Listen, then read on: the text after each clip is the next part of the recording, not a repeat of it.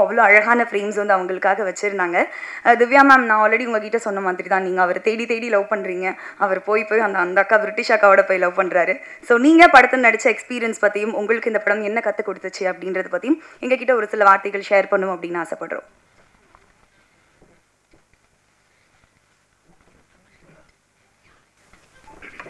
எல்லாருக்கும் வணக்கம்.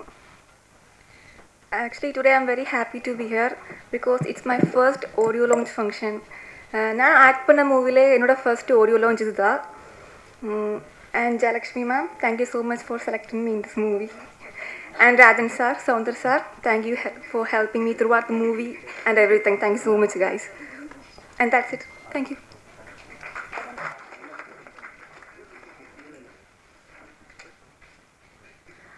Thank you ma'am. அடுத்தபடியாக கபாலி, பரியேறும் பெருமாள் போன்ற படங்களில் துணை கதாபாத்திரங்களில் நடித்து காலேஜ் ரோடு அண்ட் இப்போ இந்த என் காதலே படத்தில் கதாநாயகனாக வளர்ந்திருக்கக்கூடிய திரு லிங்கேஷ் அவர்களுக்கு வாழ்த்துக்கள். படம் பற்றியும் படத்தில் நடித்த அனுபவங்கள் பற்றியும் பகிர்ந்துக்க வருகிறார் என் காதலி லிங்கேஷ்.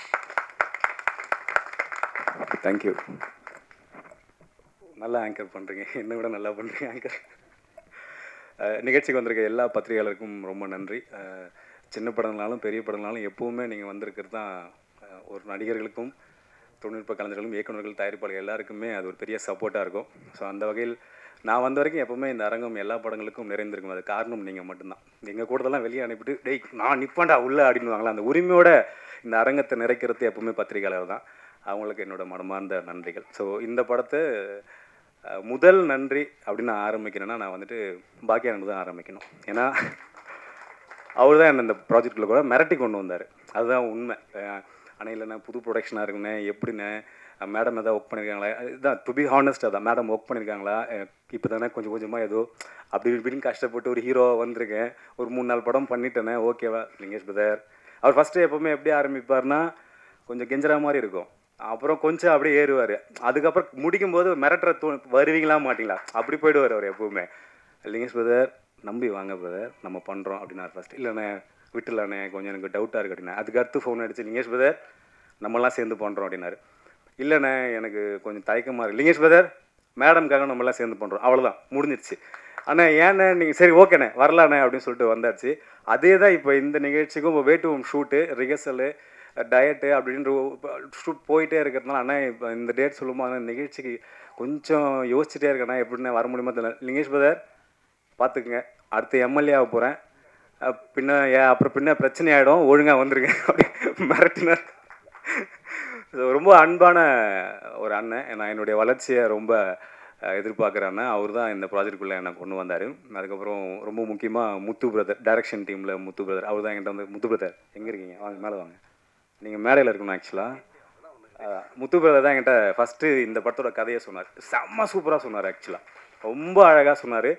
முதல் 15-20 நாட்கள் நாங்கள் எல்லாம் ஒன்றா சேர்ந்து ஒர்க் பண்ணோம். அதுக்கடுத்து டைரக்ஷன் டீமில் எல்லாருமே மேடம்க்கு பெரிய சப்போர்ட் பண்ணாங்க. கிருஷ்ணா பிரதர் சப்போர்ட் பண்ணார், அப்புறம் சவுந்தர் சார் சப்போர்ட் பண்ணார்.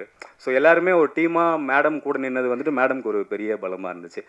மேடம் பற்றி சொல்லணும், அங்கேருந்து நான் ஆரம்பிச்சிடறேன். மேடம் பற்றி ஆரம்பிச்சேன். மேடம் தான் தயாரிப்பாளர். அவங்க வந்து என்னென்னா லிங்கம் தான் கூப்பிடுவாங்க, அவங்க லிங்கேஷன் கூப்பிடுவோம். இல்லைங்க எனக்கு வந்து பெருசாக கதை சொல்ல தெரியாது இல்லைங்க, நீங்கள் முத்து பிரதர்கிட்ட கேட்டுங்க, ஆனால் ஸ்பாட்டில் நான் இருப்பேன், நான் சொல்கிறத மட்டும் நீங்கள் நான் சொல்கிறத நீங்கள் பண்ணால் போதும் அப்படின்வாங்க.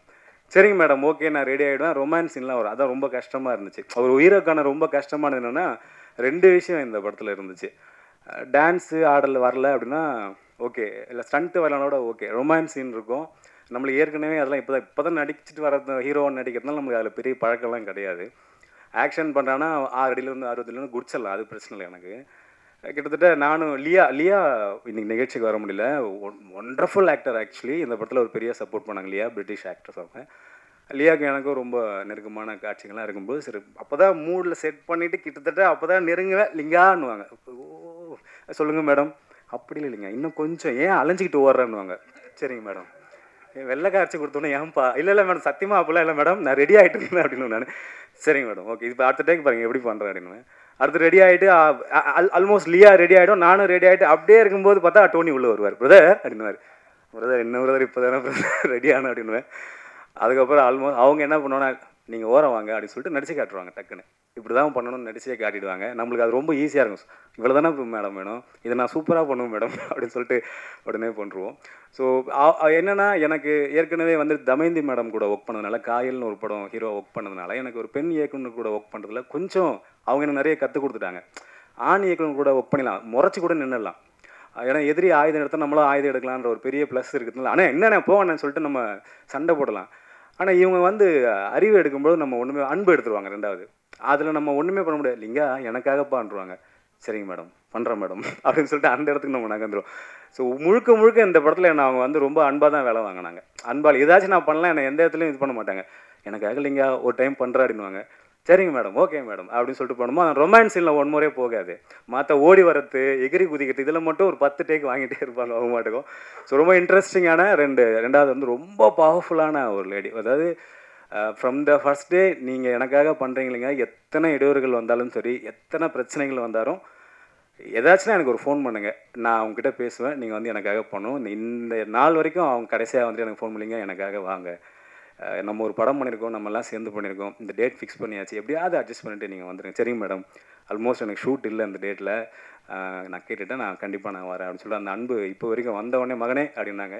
ஸோ அந்த அன்புக்கு இந்த படம் வெற்றி அடையணும் அப்படின்னு சொல்லிட்டு நானும் வாழ்த்துறேன்.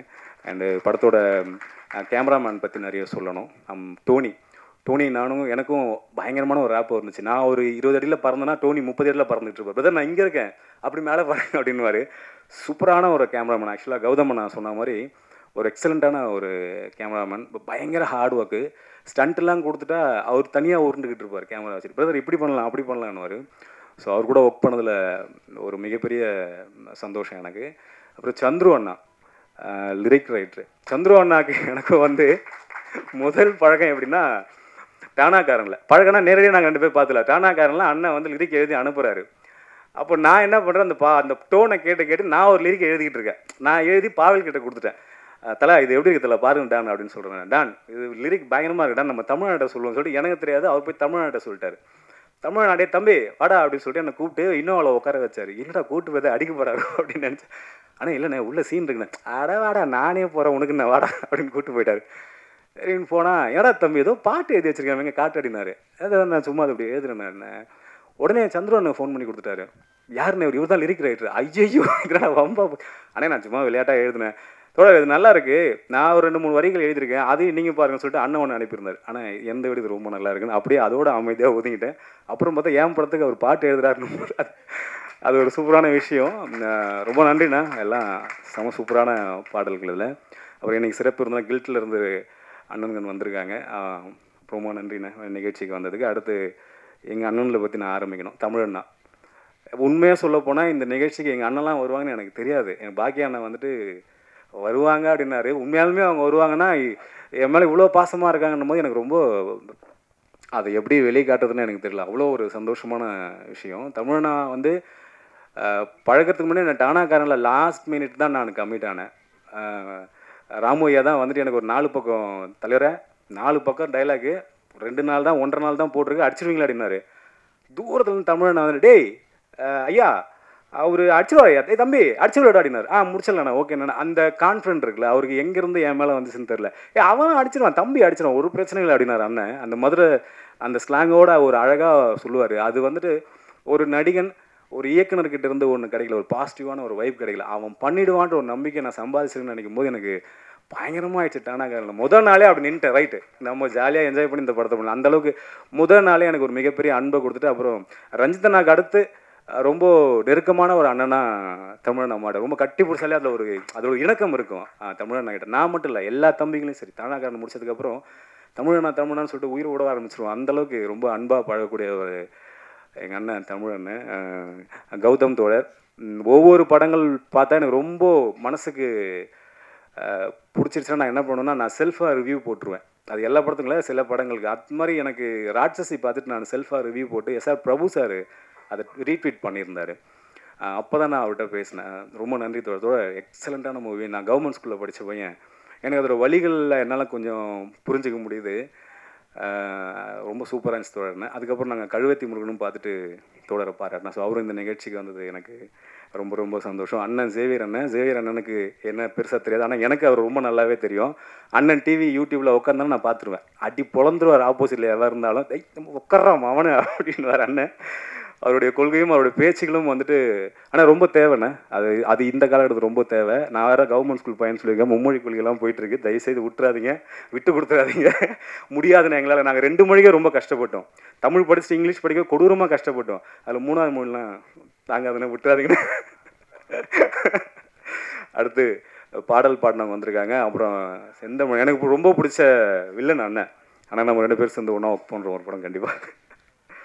அண்டு திவ்யா சும்மா இன்ட்ரெஸ்டிங்கான ஒரு கேர்ள் அவங்க. திவ்யா ரொம்ப அந்த ஒரு ஆக்ட்ரஸ்ன்ற ஒரு எதுவுமே இருக்காது. ரொம்ப சிம்பிளாக ஸ்பாட்டில் வந்துட்டு எதாவது டவுட்னா என்கிட்ட கேட்பாங்க. அது ரொம்ப பிடிச்சிருந்துச்சி. நான் ரொம்பலாம் சொல்ல மாட்டேன், அவங்க பண்ணுறது நல்லா இருக்குன்னு சொல்லுவேன். அவ்வளோ சூப்பராக பண்ணுறீங்க, நல்லா பண்ணுங்க அப்படின்றேன். அதுலேயே ஒரு மாதிரி டெம்ட் ஆகி பயங்கரமாக நடிக்க ஆரம்பிச்சிருவாங்க. எமோஷனல் சீன்லாம் ஒரு மாதிரி கண்ணு கலங்க வச்சுருவாங்க நம்ம ஆப்போசிட்டில் இருக்கும்பொழுது. அண்டு லியா இன்றைக்கி வர முடியாத சூழல். பட்டு ஒரு டஃப்பான சூழல் என்னென்னா, எனக்கு வந்து இந்த படத்தில் ஸ்டண்ட் பண்ணதோ ரொமான்ஸ் பண்ணதோ இல்லை வந்து ஆக்ஷன் பண்ணதோ அதெல்லாம் கிடையாது.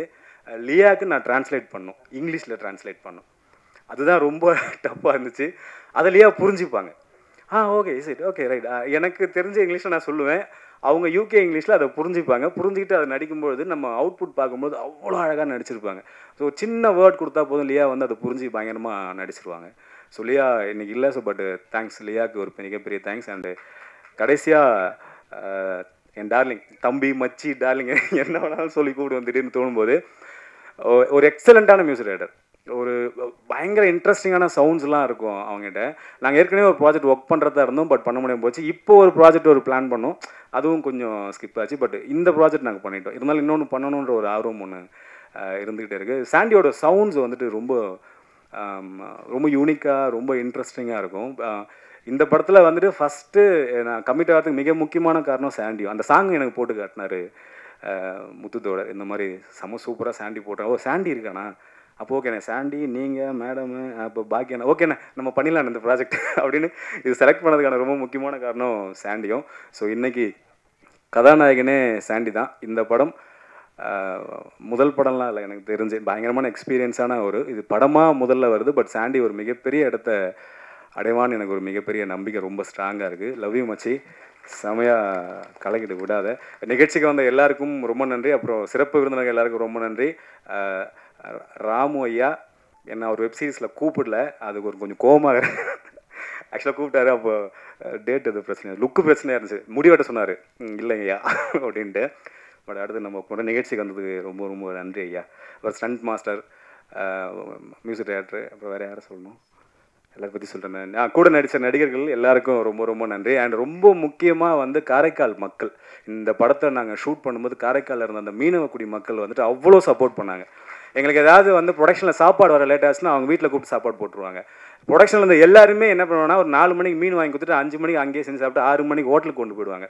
ஸோ அவ்வளோ அன்பான மக்கள். அண்டு அந்த லோக்கல் மேனேஜர் அப்புன்னு சொல்லிட்டு ஒரு நண்பர் ஒருத்தர், அவர் ஆக்சுவலாக சம்டைம்ஸ் வந்து ஷூட்டிங் லொக்கேஷன் கிடைக்கலாம், நான் ஃபோன் பண்ணி அவர்கிட்ட பேசுவேன், அப்போ ஷூட்டிங் பண்ணணும் இன்றைக்கி பண்ணி ஆகணும், ஒரு 2-3 லட்ச ரூபா வேஸ்ட்டாக போய்டும் அப்படின்னா அவர் உடனே இறங்கி பண்ணுவார். ஸோ இந்த டீம் மேலே அவ்வளோ அன்பாக வந்துட்டு அந்த லோக்கல் அந்த மக்களும் இருந்தாங்க, அங்கே ஒர்க் பண்ண டெக்னீஷியன்ஸ் எல்லாருமே இருந்தாங்க.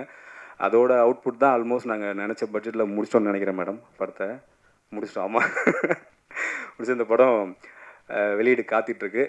ஸோ இன்றைக்கி எப்படி சப்போர்ட் பண்ணீங்களோ அதே போல் வந்துட்டு படம் வெளியீடு எனக்கும் சப்போர்ட் பண்ணுங்கள்.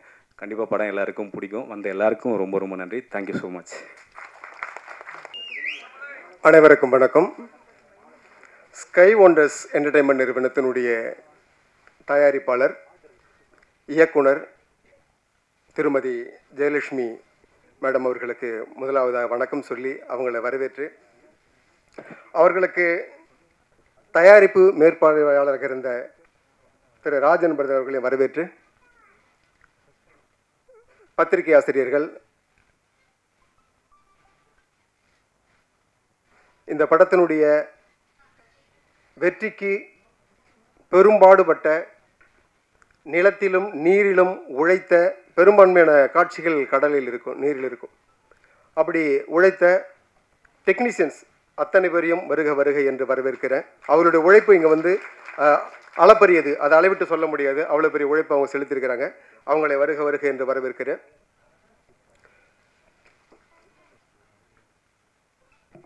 இந்த நிகழ்ச்சிக்கு திரு கில்ட்டோட துணைத் தலைவர் சம்பத் அவர்களை வருக வருக என்று வரவேற்கிறேன்.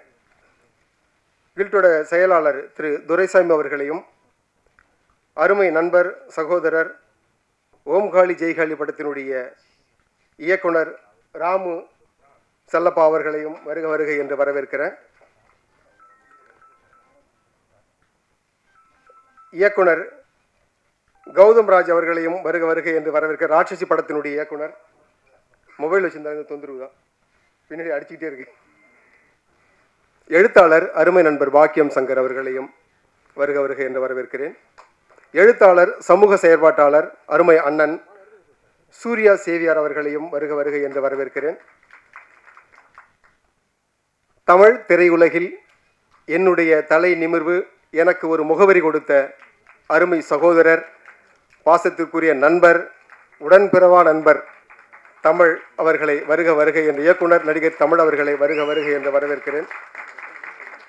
சூழ்நிலையின் காரணமாக காலதாமதமாக நடைபெற்ற காரணத்தினால் திரு இயக்குனர், இசையமைப்பாளர், நடிகர், பேச்சாளர் இது அனைத்திலும் முதன்மையாக விளங்கக்கூடிய திரு கங்கை அமரன் ஐயா அவர்கள் வர முடியாத சூழல் ஏற்பட்டுவிட்டது.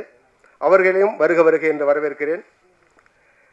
மிக முக்கியமாக எந்த கதாபாத்திரம் கொடுத்தாலும் அந்த கதாபாத்திரத்தை சிறப்பாக ஏற்று அந்த கதாபாத்திரமாகவே மாறி தன்னுடைய முழு பங்களிப்பையும் செலுத்தக்கூடிய அருமை சகோதரர், இந்த படத்தினுடைய கதாநாயகன். இவர் லிங்கேஷ், அவர் பேர் தெரியும். இவர் ஒரு சாதாரணமாக ஒரு கதாபாத்திரத்தை ஏற்று நடிக்க மாட்டார்.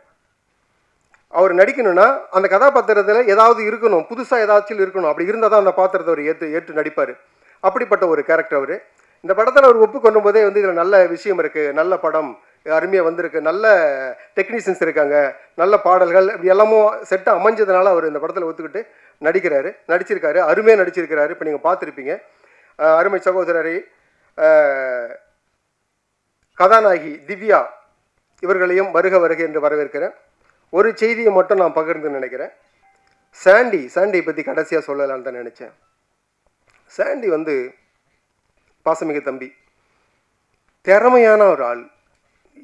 நான் கிட்டத்தட்ட பெரிய மியூசிக் டைரக்டர் கூட ஒரு 4-5 படம், ஜிப்ரான் சாருக்கு 4 படம் பண்ணியிருக்கிறேன். சாண்டி கூட பண்ணும்போது ஒரு பெரிய சந்தோஷம், ஒரு பெரிய திருப்தி இருந்துச்சு, ஒரு ஆத்மாத்மா திருப்தி இருக்குல்ல. இடையில நான் பாட்டில் எழுதாமல் ஓடிடலன்னு கூட நினைச்சேன். என்னை புழிஞ்சு எடுத்தப்பல, அண்ணன் இது வேணும், எனக்கு இன்னும் வேணும், இப்படி எழுதுங்க அப்படி எழுதுங்க அப்படின்ட்டு. ஒரு திறமையான ஒரு மியூசிக் டைரக்டர், பெரிய மியூசிக் டைரக்டர் அவர் வருவார். அதில் எனக்கு முழு நம்பிக்கை இருக்குது. நான் இப்போ எனக்கு இது 5வது படம்னா அவருக்கு முதல் படமே 5 படத்துக்கு சமம். அவ்வளோ பெரிய ஒரு திறமையான ஒரு மியூசிக் டைரக்டர். நீங்கள் அந்த மியூசிக் பார்த்து நீங்கள் யோசிச்சிருப்பீங்க. அப்படிப்பட்ட ஒரு அருமை சகோதரர் சாண்டி அவர்களையும் வருக வருக என்று வரவேற்று, குறிப்பாக இந்த படம் வெற்றி பெறுவதற்கு பத்திரிகையாளர்கள் மட்டுமே மிக முக்கியமான காரணம். அந்த பத்திரிகையாளர்களையும் பார்வையாளர்களையும் இங்கு அன்போடு வரவேற்கிறேன். ஒரு செய்தி, எனக்கான ஒரு செய்தி. மூத்த வழக்கறிஞர்கள், ஏன்னா நிறைய அவங்களுக்கு பணிச்சுமைகள், எவ்வளவோ வேலைகள், இது எனக்கு உண்டானதா. திரு விஜயன் சார் அவர்கள், திரு சேகர் உள்ளிட்ட அனைத்து வழக்கறிஞர் பெருமக்களையும் வருக வருக என்று வரவேற்கிறேன். எங்கேயோ ஒரு மூலையில் உட்கார்ந்துட்டு இருக்காரு. அந்த படத்தில் 3 பாடல்கள் எழுதியிருக்கிறேன். கிழிஞ்ச டவுசன் அப்படின்னு ஒரு படம். படத்தினுடைய தயாரிப்பாளர் திரு விஜயபாஸ்கர் அவர்களையும் வருக வருக என்று வரவேற்கிறேன். சூழ்நிலையின் காரணமாக உங்களை மேடைக்கு அழைக்க முடியல. இது முடிகிற தருவாயில் மேடம் உங்களை அழைச்சி உங்களை கௌரவப்படுத்துவாங்க. அனைவரையும் வருக வருக என்று வரவேற்று, இந்த படத்தில் மிகப்பெரிய ஒரு ஜாம்பவான்கள் இந்த படத்தில் வேலை செஞ்சுருக்காங்க. இந்த படம் வெற்றி படமாக அமையும். பாடலை பற்றி நான் அடுத்து வரும்போது என்னுடைய பாடலை பற்றி நான் பேசுகிறேன். நன்றி, வணக்கம். செயலாளர் திரு பி துரைசாமி அவர்களை ஒரு சில வார்த்தைகள் பேச அழைக்கிறோம். இந்த படத்துடைய இசை விழாவுக்கு எல்லாம் வந்திருக்கீங்க. இந்த கூட்டத்தை பார்க்கும்போது உண்மையிலே எனக்கு ரொம்ப சந்தோஷமாக இருக்குது. நான் அரங்கு நிறைஞ்சு உட்காரத்துக்கு இடம் இல்லாமல் எல்லாம் அப்படி நின்றுட்டு இருக்கீங்க. இந்த படத்தை ரிலீஸ் பண்ணி கொடுக்க போகிறது நான் தான். அதனால் இந்த கூட்டத்தை பார்க்கும்போது எனக்கு ரொம்ப சந்தோஷமாக இருக்குது. ஏன்னா இதை விட பல மடங்கு கூட்டம் தியேட்டருக்கு வரும் அப்படிங்கிற ஒரு நம்பிக்கை எனக்கு இருக்குது. நீங்கள் எல்லாம் இப்போ ட்ரெய்லர் பார்த்தீங்க, சாங் பார்த்தோம், எல்லாம் ட்ரெய்லரும் நல்லா இருந்துச்சு, சாங் நல்லா இருந்துச்சு. உண்மையிலேயே இந்த ஒரு படத்தில் பாட்டு நல்லாயிருக்கும், சண்டை நல்லாயிருக்கும், ஏதாவது ஒரு சீன் நல்லாயிருக்கும் அப்படின்னு தான் சொல்ல முடியும். ஆனால் இந்த படத்தில் பார்த்தீங்கன்னா எல்லாமே நல்லாயிருக்கும். இதில் எந்த குறையும் சொல்ல முடியாது. ஏன்னா நான் படம் முழுசும் பார்த்துட்டேன். அதில் அந்த வன்முறை இருக்காது. பாட்டு பார்த்தீங்கன்னா பாட்டாக இருக்கும். சில படங்களில் பாட்டு கேட்டிங்கன்னா ஒரே சத்தமாக இருக்கும். ஆனால் இதில் அந்த மாதிரி இருக்காது. பாடல் வரிகள் நீட்டாக இருக்கும், பாட்டு இசையும் கேட்குறது நல்லாயிருக்கும். நான் இது ஒரு 2-3 கம்பெனி ஆடியோ ரைட்ஸ் பேசிகிட்டு இருக்கேன். எல்லாருமே பாட கேட்டு ரொம்ப அப்ரிஷியேட் பண்ணாங்க. ஒரு மியூசிக் டைரக்டர் முதல் படம் பண்ண மாதிரி தெரியல, இது ரொம்ப நல்லா பண்ணியிருக்காரு அப்படின்னு சொல்லியிருக்காங்க. உண்மையிலே இந்த மியூசிக் டைரக்டர் ஒரு நல்ல எதிர்காலம் இருக்குது. இந்த படத்தில் நடிச்சிருக்க அந்த திவ்யா ஹீரோயினாக நடிச்சிருக்காங்க. அவங்க கேம்பெயினர் தொகுப்பாளரோட சொன்னாங்க, நீங்கள் கடைசியில் ஹீரோவை கேளுங்க, என்னையும் சுற்றி வந்துட்டு என்னை விட்டுட்டு போறீ அப்படின்ட்டு. ஆனால் அந்த படம் பார்க்கும்போது தான் தெரியாது உண்மையான காரணம் என்ன அப்படின்னு சொல்லிட்டு. அந்த அம்மா நல்லா நடிச்சிருக்காங்க. அதில் வெள்ளைக்கார பொண்ணு ஒரு பொண்ணு நடிச்சிருக்கு, அந்த பொண்ணு நல்லா நடிச்சிருக்கு.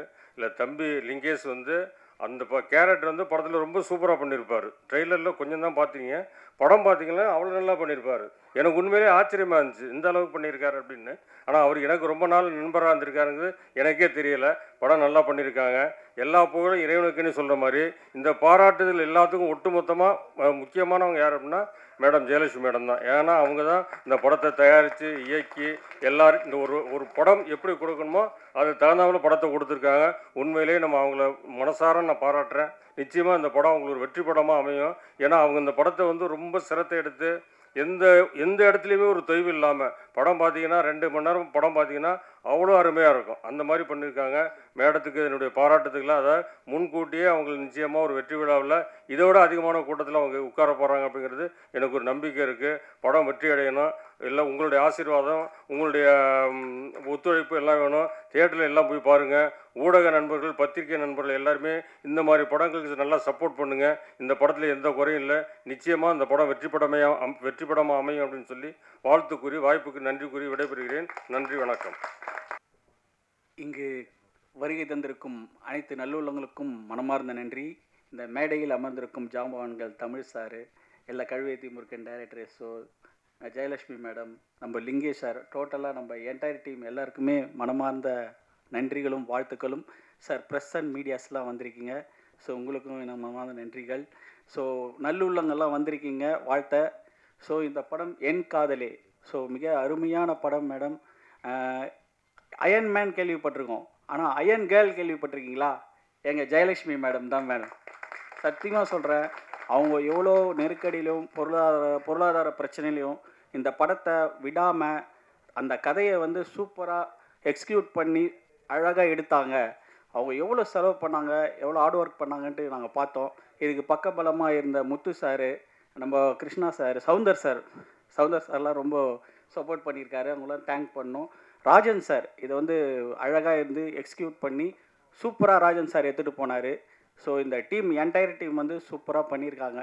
லிங்கேஷ் சார் வந்து ஐயோ அற்புதமாக நடிச்சிருக்காரு சார். நல்லா இருந்தது சார் பர்ஃபார்மன்ஸ், அருமை சார். மேடம் நீங்களும் நல்லா அருமையாக பண்ணியிருக்காங்க ஹீரோயினி.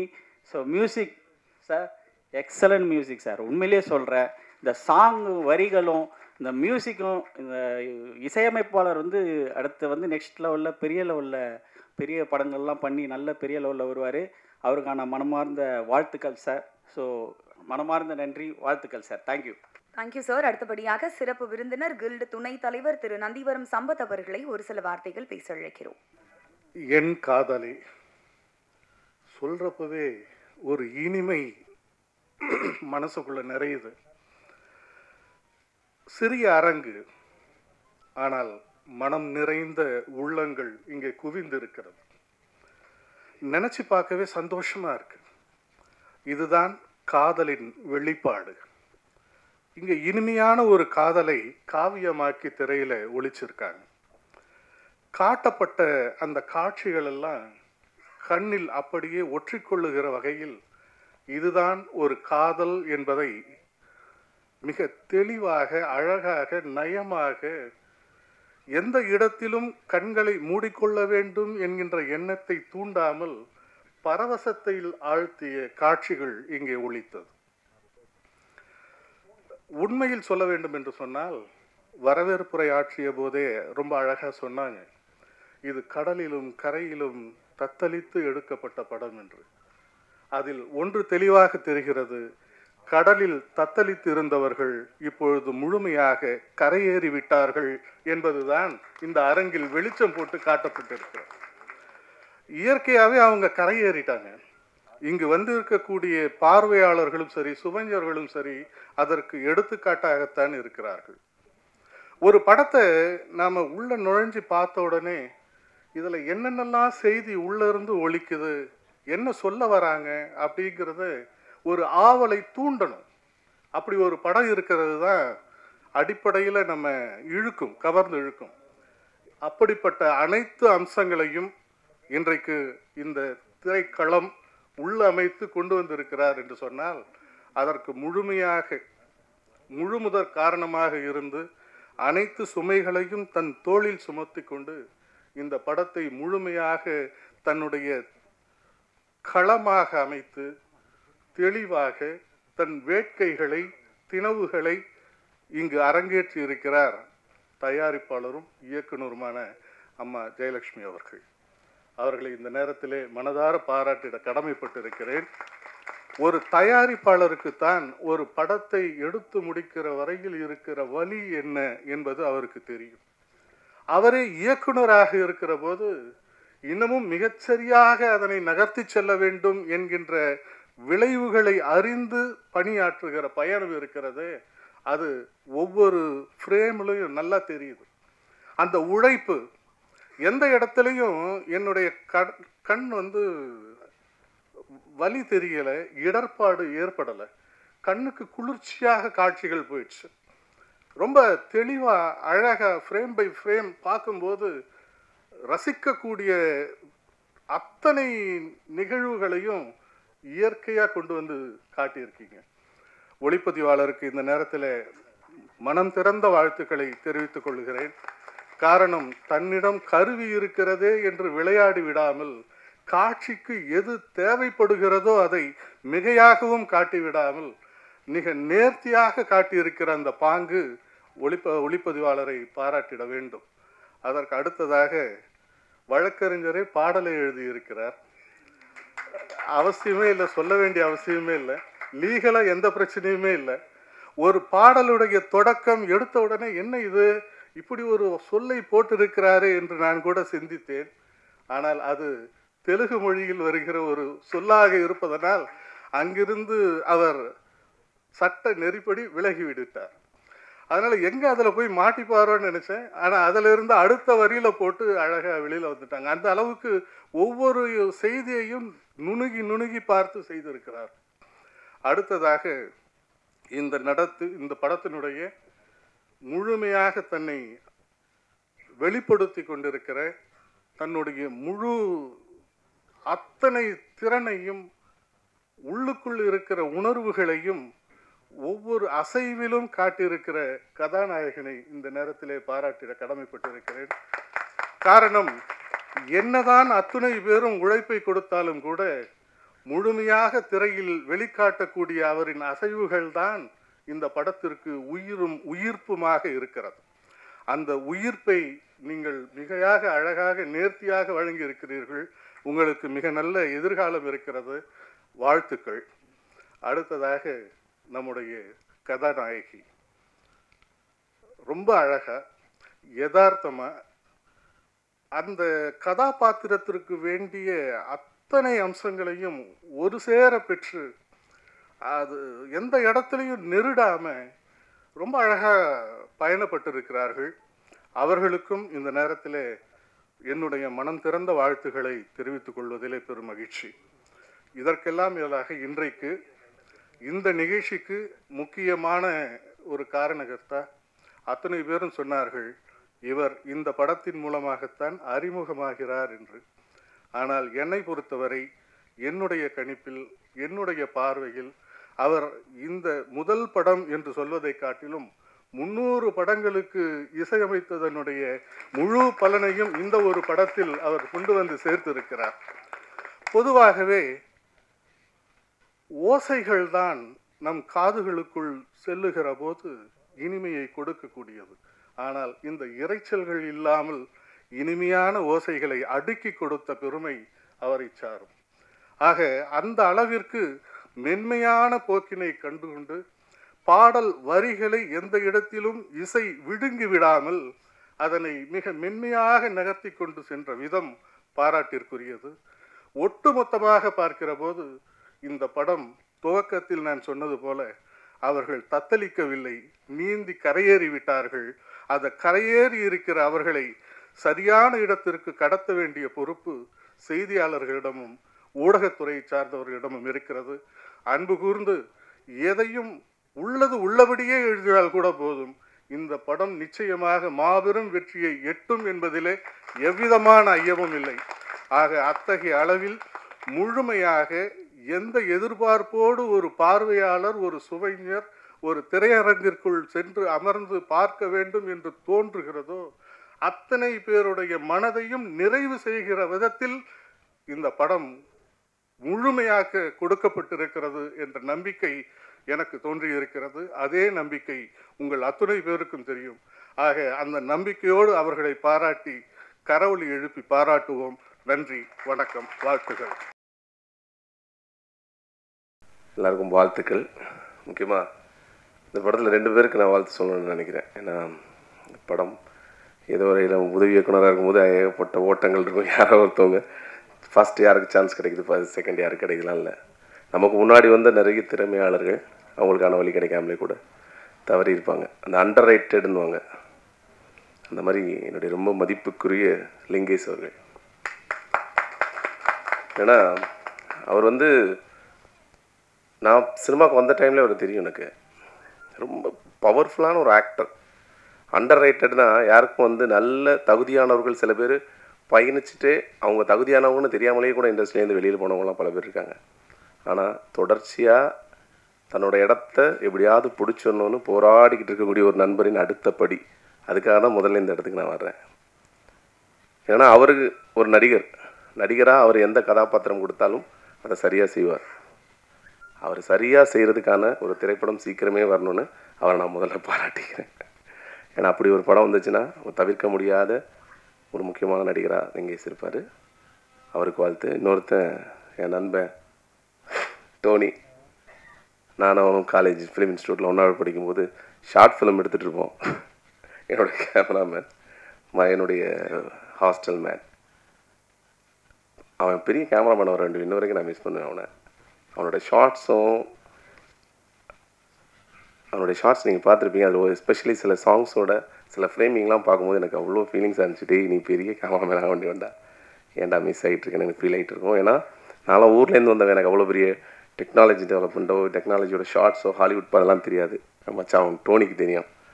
அவன் பேர் ஆனந்த். எங்கள் காலேஜில் என் கூட படிக்கும்போது எல்லோரும் அவனை டோனின்னு சொல்லி அவனை டோனி சார்னு அந்த பேராகவே ஆயிடுச்சு. அவனோட ஃப்ரேமிங் பார்க்கும்போது இன்றைக்கும் உன்னை இன்னும் எவ்வளோ பெரிய கேமராமேன் இருக்க வேண்டிய நான் மிஸ் பண்ணுறேன்டான்னு நினச்சிட்டே இருக்கேன். சீக்கிரமாக பெரிய கேமராமேன் ஆகணும். லிங்கேஷும் மற்ற எல்லா டெக்னீஷியனுக்குமே கூட என்னுடைய வாழ்த்துக்கள். Thank you so much. எனக்கு அவ்வளோ பேச தெரியாது. மீடியாவுக்கு அண்ணன்களுக்கு என் மனமார்ந்த வாழ்த்துக்கள். கடல் எவ்வளோ பெருசோ ப்ரொடியூசர் மேலே மனசு அவ்வளோ பெருசு. பணத்தை அள்ளி கொட்டியிருக்காங்க. என் மனமார்ந்த வாழ்த்துக்கள். என் காதலே படம் வெற்றி பெறிய என் மனமார்ந்த வாழ்த்துக்கள். நன்றி, வணக்கம். Thank you sir. அடுத்தபடியாக தமிழ்நாட்டில் பிரபலமான தசரா பண்டிகையின் பின்னணியில் அமைக்கப்பட்ட நாட்டுப்புற பழிவாங்கும் கதையை எழுதி அதை சிறந்த வெப் சீரிஸாக மாற்றிய இயக்குனர் ராமு செல்லப்பா அவர்களை அன்போடு பேச அழைக்கிறோம். இந்த படத்தோட ஆடியோ ஃபங்க்ஷனுக்கு பாக்கியா கூப்பிட்ட போது நான் வந்ததுக்கு 2 காரணம். ஒன்று இந்த படத்தோட மியூசிக் டைரக்டர். என்னோட ஒரு ப்ராஜெக்ட்டுக்காக நான் ஒரு ஃபஸ்ட்டு சாண்டின்னு நிறைய பேர் சொல்லுவாங்க. அவர் மியூசிக் டைரக்டர் நல்லா பண்ணியிருக்காருன்னு சொல்லுவாங்க. நான் மீட் பண்ணதில்லை. அப்போ அந்த ப்ராஜெக்ட்டுக்காக ஒரு நாள் ஸ்டுடியோவில் போய் மீட் பண்ணோம். ஒரு ப்ராஜெக்ட் ஒரே நைட்டில் உட்காந்து ஒரு பாட்டு போட்டு கொடுத்தாரு. எக்ஸலண்ட்டாக பண்ணார். இப்போ நம்ம பார்த்த பாட்டே குவாலிட்டியாக இருக்குது. பட் இதை விட வேறு லெவலில் அவரோட ஒர்க்கு எல்லாமே இருக்கும். தொடர்ந்து அவர் கூட ஒர்க் பண்ணணும்னு நானும் விரும்புகிறேன். 2வது லிங்கேஷ் பற்றி சொல்லணும். தமிழ் சார் கூட டானாக்காரனில் தான் நான் அவரை ஃபஸ்ட்டு மீட் பண்ணேன். நான் டானாக்காரன் ஒர்க் பண்ணும்போது அங்கே லிங்கேஷ், பாவேல் 2 பேருமே அவ்வளோ டெடிக்கேஷனாக இருப்பாங்க. எக்ஸலண்ட்டாக ஒர்க் பண்ணுவாங்க. அப்போ அவரோட லுக் எல்லாமே கொஞ்சம் வெயிட் பயங்கர ஜாஸ்தியாக இருக்கும். அப்போவே சொன்னார் வேறு படங்களுக்காக வெயிட்லாம் மாற்றுறேன் அப்படின்னாரு. அவர் கூட சீக்கிரமாக ஒர்க் பண்ணணும்னு ஆசைப்பட்றேன். இந்த டீம் எல்லாருக்கும் வாழ்த்துக்கள். நன்றி, வணக்கம். Thank you sir. அடுத்தபடியாக ஒளிப்பதிவாளர். நான் அவங்களை பற்றி எதுவும் சொல்லணும்னு இல்லை. ஒவ்வொரு சீஃப் கெஸ்ட்டும் ஒவ்வொரு குழுவினரும் சொல்லிகிட்டே இருந்தாங்க. அவங்க ஒர்க்கை மென்ஷன் பண்ணிகிட்டே இருந்தாங்க. மூடர்கூடம் படத்தோட ஒளிப்பதிவாளர் தான் என் காதலே படத்துக்கும் ஒளிப்பதிவாளராக ஒர்க் பண்ணியிருக்காங்க. டோனி சான். எல்லாரும் ஆசைப்படுற மாதிரி இன்னும் நீங்கள் நிறைய படங்கள் பண்ணணும் அப்படின்ற வாழ்த்துக்களோட ஒரு சில வார்த்தைகள் உங்ககிட்ட இருந்து சார். எல்லாருக்கும் வணக்கம். இந்த வாய்ப்புக்கு முதல்ல இந்த ப்ரொடியூசர் மேடம்க்கு நான் ரொம்ப நன்றி சொல்லணும். அதுக்கெல்லாம் முதல்ல இந்த டீமுக்கு என்னை அறிமுகப்படுத்திய பாக்யராஜ் அண்ணனுக்கு மிகப்பெரிய நன்றி. ஏன்னா அவர் மூலிமா எனக்கு நிறைய நல்ல நண்பர்கள் கிடச்சிருக்காங்க இந்த படத்தின் மூலிமா. ஸோ படம் வெற்றி தோல்வி அதெல்லாம் அது அப்பாற்பட்டு இந்த ப்ராசஸ் ஆஃப் ஃபிலிம் மேக்கிங்கை வந்து ரொம்ப என்ஜாய் பண்ணி பண்ணணுன்னு நினைப்பேன். அதுக்கு ஒரு நல்ல ஒரு எடுத்துக்காட்டான ஒரு டீம், ரொம்ப ஃப்ரெண்ட்லியான ஒரு டீமாக இருந்தாங்க. அதுக்கு மிக நன்றி. இந்த படம் உருவாவதற்கு எல்லா வகையிலையும் உதவியாக இருந்த தொழில்நுட்ப கலைஞர்கள், லைட்மேன்லேருந்து கிரேன்லேருந்து எல்லா தொழில்நுட்ப கலைஞர்களுக்கும் இதுக்கு வேலை செய்த அனைவருக்கும் முதல்ல இதுக்கு நான் நன்றி சொல்லிக்கிறேன். அண்ட் ப்ரொடியூசர் மேடம்க்கு ஒரு ஸ்பெஷல் நன்றி. ஏன்னா அவங்க வந்து எங்களுக்கு ஒரு ப்ரொடியூசர் மாதிரிலாம் இல்லை, அவங்க ஒரு ஃப்ரெண்டு மாதிரி இருந்தாங்க. ஸோ எங்களுக்கு இந்த படம் நடக்கிறதுக்கு எல்லா விதமான சப்போர்ட்டும் பண்ணி கொடுத்தாங்க. அதே போல் திரு முத்து அவர்கள், திரு கிருஷ்ணா அவர்கள், திரு சவுந்தர் அவர்கள் இந்த படம் நடக்கிறதுக்கு இன்னும் மிகப்பெரிய உறுதுணையாக இருந்தாங்க. அதெல்லாம் தாண்டி இந்த அளவுக்கு கொண்டு வர்றதுக்கு திரு ராஜன் சார் மிகப்பெரிய பில்லராக இருந்திருக்காரு இந்த படத்துக்கு. அவருக்கும் ஒரு மிகப்பெரிய நன்றி. அப்புறம் நம்ம ஹீரோயின் அவங்க வந்து வெரி டெடிக்கேட்டட், வெரி சின்சியர். அவங்க இன்னும் மேலும் பெரிய படங்கள் பண்ணணுன்னு ஆசைப்பட்றோம். அப்புறம் லிங்கேஷ் சாரை பற்றி சொன்னோம். அவர் வந்து கௌதம் சொன்ன மாதிரி அவர் அண்டர் ரேட்டடு அப்படின்னு அவன் சொல்கிறான். பட் அண்டர் ரேட்டடாக இல்லை, அவர் வந்து ஆல்ரெடி ஒரு மிகச்சிறந்த நடிகராக வந்துட்டார். அது ஒரு இன்னொரு படம் பெருசாக ஹிட் ஆகணும், அவ்வளோதான் வித்தியாசமே தவிர அவர் நடிகராக ஒரு பெரிய நடிகர் தான். நாங்கள் இந்த படத்தின் மூலிமா எனக்கு ஒரு நல்ல நண்பராக அவர் கிடைச்சாருன்னு நினைக்கிறேன். இந்த ப்ராசஸே எனக்கு ரொம்ப ஜாலியாக இருந்தது. இந்த படம் முடிக்கிற வரைக்கும் முடிந்த அளவுக்கு எங்களோட பெஸ்ட்டை கொடுத்துருக்கோம். நீங்கள் எல்லோரும் ஆதரவு கொடுக்கணும். அப்புறம் விழாநாயகன் சாண்டியை பற்றி சொன்னோம். சாண்டி வந்து என் தம்பி, அதனால் அவரோட ஒர்க்கு வந்து அடுத்தடுத்த படங்களில் இன்னும் பெரிய பெரிய ஹிட்டு கொடுப்பாருன்னு நம்புகிறோம். அதுக்கு இந்த படமே ஒரு சாட்சி. ஸோ எல்லோரும் இந்த படத்தை ஆதரவு கொடுங்க. இதை சிறப்பாக வெற்றி அடையிறதுக்கு எல்லாரோட சப்போர்ட்டும் தேவை. Thank you sir. அடுத்தபடியாக ஸ்டண்ட் மாஸ்டர் வீர் விஜய் அவர்களை பேச அழைக்கிறோம். இங்கே வந்தவருக்கும் எல்லாருக்கும் என்னோட வணக்கம் தெரிவித்துக் கொள்கிறேன். இந்த படத்தில் வாய்ப்பளித்த தயாரிப்பாளரும் இயக்குனருமான அம்மா ஜெயலட்சுமி அம்மா அவர்களுக்கு நன்றியை தெரிவித்துக் கொள்கிறேன். மேலும் எனக்கு இந்த படத்தில் என்னை அறிமுகப்படுத்தினது பாக்யராஜ் சார். அடுத்து நம்ம ராஜன் சார் இந்த படத்தை நல்ல வழி நடத்தி நல்லபடியாக பெரிய லெவலில் எடுத்துகிட்டு வந்திருக்கிறாரு. இந்த படம் பெரிய லெவலில் வெற்றி பெற என்னோடய வாழ்த்துக்களை தெரிவித்துக் கொள்கிறேன். நன்றி, வணக்கம். இந்த மாதிரி ஒரு கேரக்டர் இருக்குது, கொஞ்சம் இன்ட்ரெஸ்டிங்கான கேரக்டர். ஸோ ஃபேஸ் இதில் வந்து கண்டிப்பாக ரெஜிஸ்டர் ஆகும் அப்படின்னு சொல்லிட்டு, ஸோ அப்போ நான் வந்து ஒரு கன்னட மூவியில் வேற ஒரு கேரக்டராக பண்ணிகிட்டு இருந்தோம், நாங்கள் ஒர்க் போயிட்டு இருந்தது. ஸோ பட் என்ன சவுந்தர் சார் சொன்னார், இது வந்து ரொம்ப இன்ட்ரெஸ்டிங்கான கேரக்டர், இது வந்து த்ரூ அவுட் த சீன்ஸ் நீ வந்து ட்ராவல் பண்ண இன்ட்ரெஸ்டிங்காக இருக்கும் அப்படின்னு சொல்லிட்டு.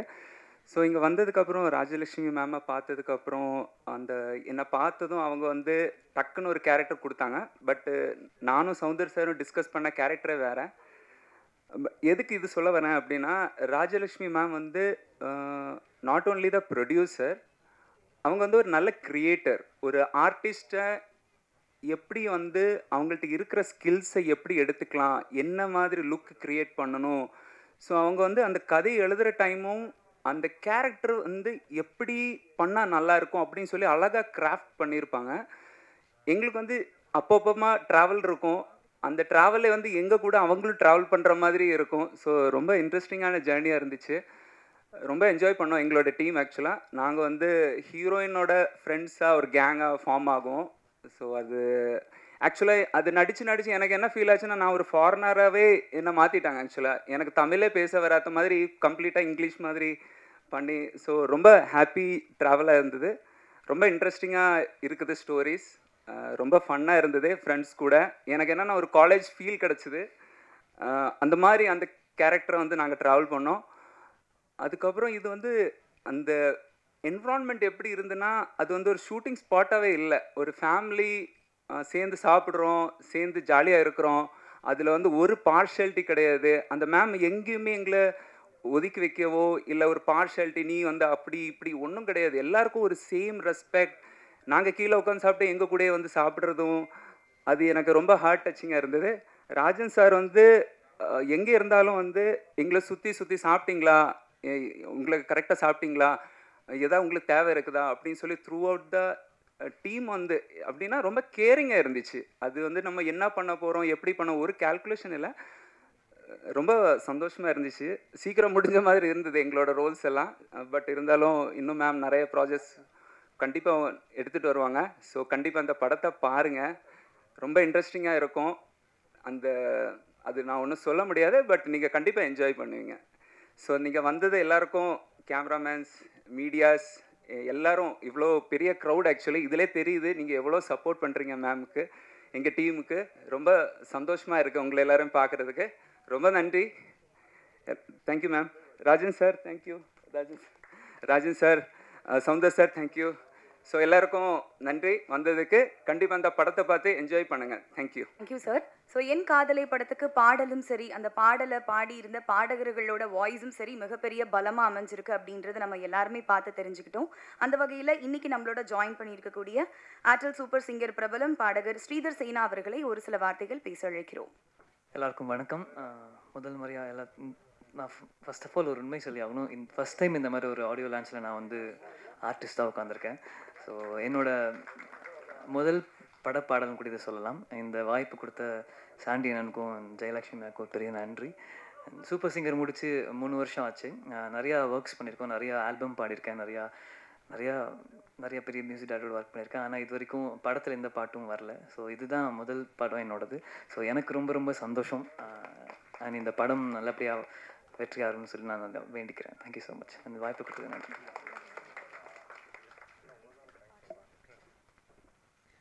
Thank you sir. அடுத்தபடியாக என் காதலை படத்தில் ஒரு நல்ல கதாபாத்திரத்தை ஏற்று நடிச்சிருக்கக்கூடிய நடிகர் பிரவீன் அவர்களை ஒரு சில வார்த்தைகள் பேச அழைக்கிறோம். எல்லாருக்கும் வணக்கம். இது என்னுடைய first stage, first meet, first பேச்சு. இதுக்கு முன்னாடி நான் வந்து இந்த மாதிரிலாம் பேசுனதில்லை, கொஞ்சம் நர்வஸாக தான் இருக்குது. எல்லோரும் எப்படி இருக்கீங்க? நல்லா இருப்பீங்கன்னு நினைக்கிறேன். எல்லாருக்கும் வணக்கம். விருந்தினருக்கு எல்லாருக்கும் வணக்கம். ஸ்பீச் கொடுத்துட்டு வந்தவங்க ஆங்கரிங்க்கு வணக்கம். எனக்கு வாய்ப்பு கொடுத்த ராஜன் சார் எல்லாருக்கும் வணக்கம். ரொம்ப நன்றி அவருக்கு. ஜெயலக்ஷ்மி மேம், ஒரு படம் பண்ணும்போது நான் ஆக்சுவலி 9 வருஷமாக ஆக்டிங்கில் ட்ரை பண்ணிகிட்ருக்கேன்.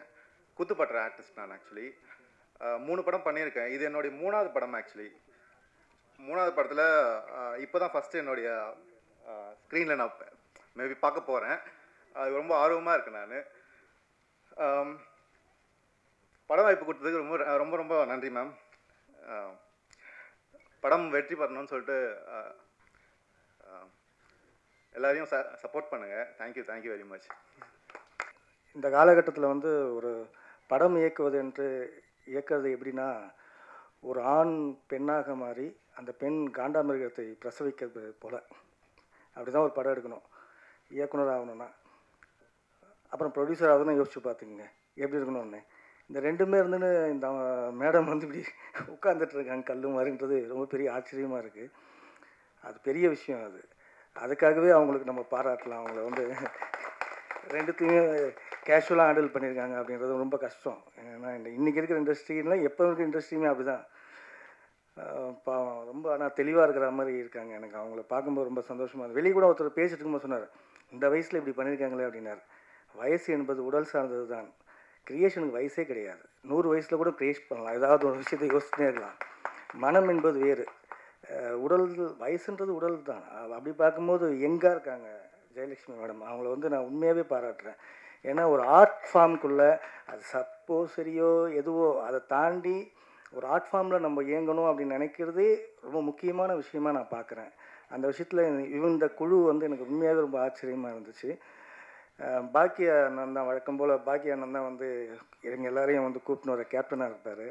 அப்படி தான் இருந்தார். அப்போது வந்து இந்த ட்ரெய்லர் பார்த்துக்கும்போது எனக்கு வந்து பாட்டு இதெல்லாம் பார்க்கும்போது லிங்கேஷை பார்த்து ரொம்ப பொறாமையாக இருந்துச்சு. மனுஷன் என்ன கிஸ் அடிக்கிறாங்க அப்படின்னு. ஒரே டேக்லேயே இவ்வளோனா ரீடேக் எவ்வளோ வாங்கியிருப்பாரு, வேணும்னே ரீடேக்லாம் வாங்கியிருப்பார், இவ்வளோலாம் வாங்கியிருப்பார். இவ்வளோலாம் இருந்திருக்கும். ஆனால் நான் என்ஜாய் பண்ணியிருக்காரு. ஸோ எனக்கு என்னென்னா, நான் வந்து வடசென்னை படத்தில் வர அந்த பூண்டி தங்கமலை தெருன்னு இருக்குல்ல, வெற்றி சார் பண்ணியிருப்பார்ல, அங்கே தான் பிறந்து வாழ்ந்தேன் நான். எனக்கு கடற்கரை என்பது எனக்கு ரொம்ப, நான் அப்படி தான் பிறந்தேன், அங்கே தான் இருந்தேன். ஸோ எனக்கு உண்மையாகவே சொல்லணும்னா எனக்கு வந்து நான் அடிக்கடி இவர்கிட்ட சொல்லிகிட்டு இருப்பேன், ஜனநாதன் அண்ணன்கிட்ட சொல்லிகிட்டு இருப்பேன், உண்மையாகவே ஒரு மீனவர் சார்ந்து ஒரு படம் வரலையோ அப்படின்னு தமிழில் அப்படின்ட்டு. ஸோ இந்த படம் பார்க்கும்போது மீனவர் படம் மாதிரி இருக்குதா அப்படின்னு தெரியல, நான் படம் பார்க்கல. பட் பேக் ட்ராப்பாக இருக்குதா இல்லை வாழ்வியலாக இருக்குதான்னு தெரியல. அப்படி வாழ்வியலாக இருந்தால் ரொம்ப சந்தோஷப்படுவேன் நான். இந்த ஒட்டுமொத்த குழுவுக்கும் என்னுடைய வாழ்த்துக்களை தெரிவித்துக் கொள்கிறேன். நன்றி, வணக்கம். Thank you sir. அடுத்தபடியாக படத்தோட இசையமைப்பாளர் எல்லாருமே பாராட்டி முடிச்சிட்டாங்க. படக்குழுவினராக இருக்கட்டும், கெஸ்டாக இருக்கட்டும், இவருக்கு முதல் படம் மாதிரியே இல்லை, இன்னும் இவர் நிறைய வெற்றி படங்கள் கொடுக்கணும் அப்படின்ற வாழ்த்துக்களோட என் காதலை படத்தின் இசையமைப்பாளர் சாண்டி சாண்டிலோ அவர்களை ஒரு சில வார்த்தைகள் பேச அழைக்கிறோம். எல்லோருக்கும் வணக்கம். இங்கே வந்திருக்க ப்ரெஸ் மீடியா அவங்களுக்கு நன்றி. அப்புறமா ஸ்டேஜில் இருக்கிற எல்லா சீஃப் கெஸ்ட்டுக்கும் நன்றி. சாங்ஸ் கேட்டிருப்பீங்க, உங்களுக்கு எல்லாருக்கும் பிடிச்சிருக்கும் நம்புகிறேன். ஸோ இந்த சாங்ஸில் ஒர்க் பண்ண எல்லா மியூசிஷியன்ஸ்க்கும் நான் நன்றி சொல்லணும். போக சிங்கர்ஸ்க்கு நன்றி சொல்லணும். சந்திரன் பாட்டு எழுதியிருக்காரு. ஸோ நல்லா ரொம்ப சூப்பராகவே எனக்கு சப்போர்ட் பண்ணியிருக்காரு. ஆக்சுவலி நான் ரொம்ப டார்ச்சர் பண்ணிட்டேன் அவரை. ஸோ நான் ஒரு பேராக கூப்பிடலான்ட்டு அனௌன்ஸ் பண்ணலான்ட்டு ஃபோனை எடுத்து பார்த்தேன், பக்கத்தில் டார்லிங் என்ன மனப்படம் பண்ணுறியா அப்படின்னு. ஸோ உங்களுக்கு எல்லாருக்கும் வந்ததுக்கு எல்லாருக்கும் நன்றி. தேங்க்யூ. ஆக்சுவலி லைட்டாக நர்வஸாக தான் இருக்குது. ஸோ ஃபஸ்ட் இந்த ப்ராஜெக்ட் எனக்கு கமிட் பண்ணி கொடுத்த நம்ம பாக்கியனுக்கு நன்றி. ஆக்சுவலி ஸோ பாக்கியன் தான் என்னை வந்து மேடமுக்கு வந்து இன்ட்ரடியூஸ் பண்ணாங்க. ஸோ மேடம் ஸ்டூடியோவில் வந்து சாங்ஸ்லாம் கேட்டாங்க. ஸோ சாங்ஸ்லாம் கேட்டுட்டு அவங்களுக்கு ரொம்ப சாட்டிஸ்ஃபைடுனால நம்ம ப்ராஜெக்ட் ஸ்டார்ட் பண்ணோம்.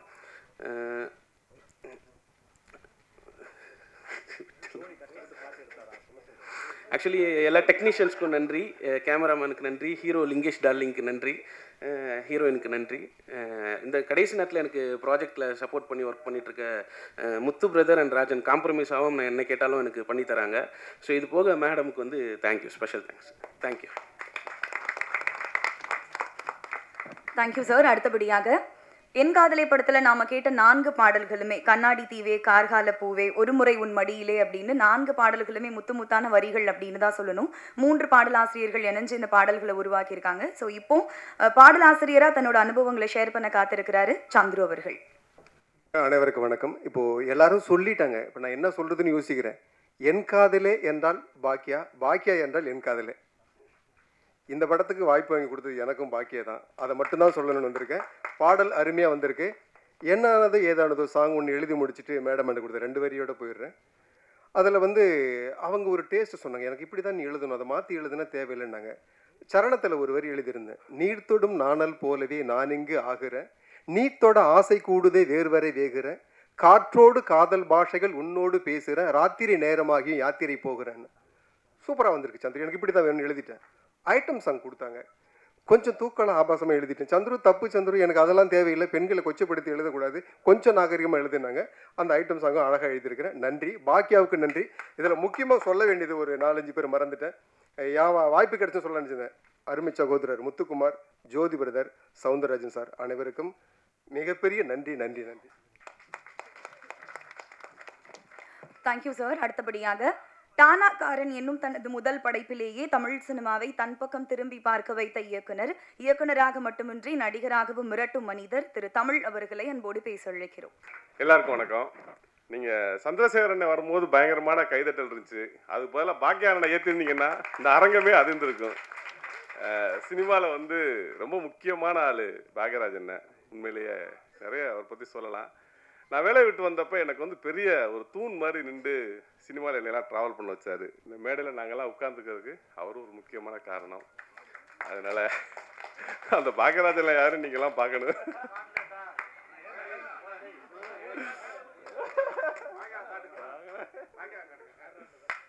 யாரா அந்த பாக்யராஜ்? அண்ணன் நாங்கள் எல்லாம் ரூம்மேட்டு. ஒரு படம் சக்ஸஸ்னால் பின்னாடி எவ்வளோ உழைப்பு இருக்குன்றது அது வர்றதுக்கு முன்னாடி கொஞ்சம் நீங்கள் பார்த்துருப்பீங்க. அது நாங்களாம் பல உழைப்பு பார்த்துட்டோம். அதனால் நன்றி எல்லாருக்கும். தேங்க்யூ. நான், ராமு, கௌதம் அந்த மாதிரி நாங்கள் எல்லோரும் ரூம்மேட்டு. அப்போ யாருமே நாங்கள் டைரக்டர் கிடையாது, எல்லாருமே அசிஸ்டன்ட் டைரக்டரு. இப்போ எல்லாருமே டைரக்டராக இருக்கோம். ஒரு பெரிய எனர்ஜி எங்களுக்கு பின்னால் எப்போதுமே இருப்பார். இந்த படத்துக்கு கலந்துக்கிட்டதுக்கு ரொம்ப முக்கியமான ஒரு காரணம் இருக்குது. என்னென்னா, டானாக்காரில் ஒரு பலமாக நின்றது லிங்கேஷ், ராம் சாரு, பாக்யராஜன், சந்திரசேகரன், இவங்கெல்லாம் வந்து ரொம்ப பலமாட்டாங்க. எனக்கு இந்த படத்தை ரொம்ப எனக்கு நெருக்கமான படம் அப்படின்னு சொல்லலாம். ஏன்னா எனக்காக உழைத்த மனிதர்கள் எல்லாரும் சேர்ந்து இந்த படத்தை வந்து ஒரு பெரிய முயற்சி எடுத்து கொண்டு வந்திருக்காங்க. தமிழ் சினிமாவில் பெண் இயக்குநர்களோட எண்ணிக்கை ரொம்ப அறுதி குறைவாக இருக்குது. அவங்களோட எண்ணிக்கை உண்மையிலேயே ஒரு ஆண்களுக்கு நிகராக 50க்கு 50 வரணும். இன்றைக்கி பெருசாக பயங்கரமாக அடிச்சு நொறுக்குறாங்க. இன்றைக்கி வர்ற பெண்கள் சுதாகங்கிற படத்தை எடுத்துகிட்டு நீங்கள் எந்த ஆண் இயக்குநர்களோட பேரை போட்டாலும் பொருந்தும். ஏன்னா அப்படி ஒரு மாஸ்டர் பீஸாக இன்றைக்கி வந்து ஒர்க் பண்ணுறாங்க. அது மேடமும் வளரணும், இந்த படம் பெரிய வெற்றி பெறணும்ன்றேன். நன்றி. Thank you sir. அடுத்தபடியாக, நல்ல விளைவுகளை ஏற்படுத்தாத வார்த்தைகள் பலனற்றவை என்று கூறுவார்கள். அந்த வகையில் சமூகத்தில் நல்ல மாற்றம் ஏற்பட தொடர்ந்து எழுதி கொண்டிருக்கும் எழுத்தாளர் மற்றும் சமூக செயற்பாட்டாளர் திரு சூர்யா சேவியர் அவர்களை அன்போடு பேச அழைக்கிறோம். நான் பல்கலைக்கழகங்களில், கல்லூரிகளில் ஏராளமாக மேடையில் நின்று மாணவர்களுக்கு பாடம் நடத்தியிருக்கிறேன். தொலைக்காட்சி விவாதத்தில் கோடிக்கணக்கான மக்களிடம் பேசியிருக்கிறேன். இன்னும் பல பெரிய அரசியல் தலைவர்களோடு உரையாடி இருக்கிறேன். ஆனால் இது எனக்கு முதல் மேடை. என்னை அறிமுகப்படுத்திய பாக்கியராஜுக்கு நன்றி.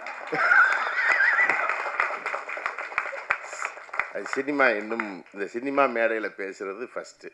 நிறைய நடிகர்கள், எங்கள் மனதாலும் குணத்தாலும் உயர்ந்த மனிதர் நம்ம இயக்குனர் தமிழ். அவர் ஏற்கனவே உயர்ந்து தான் இருக்கார். அப்படிப்பட்ட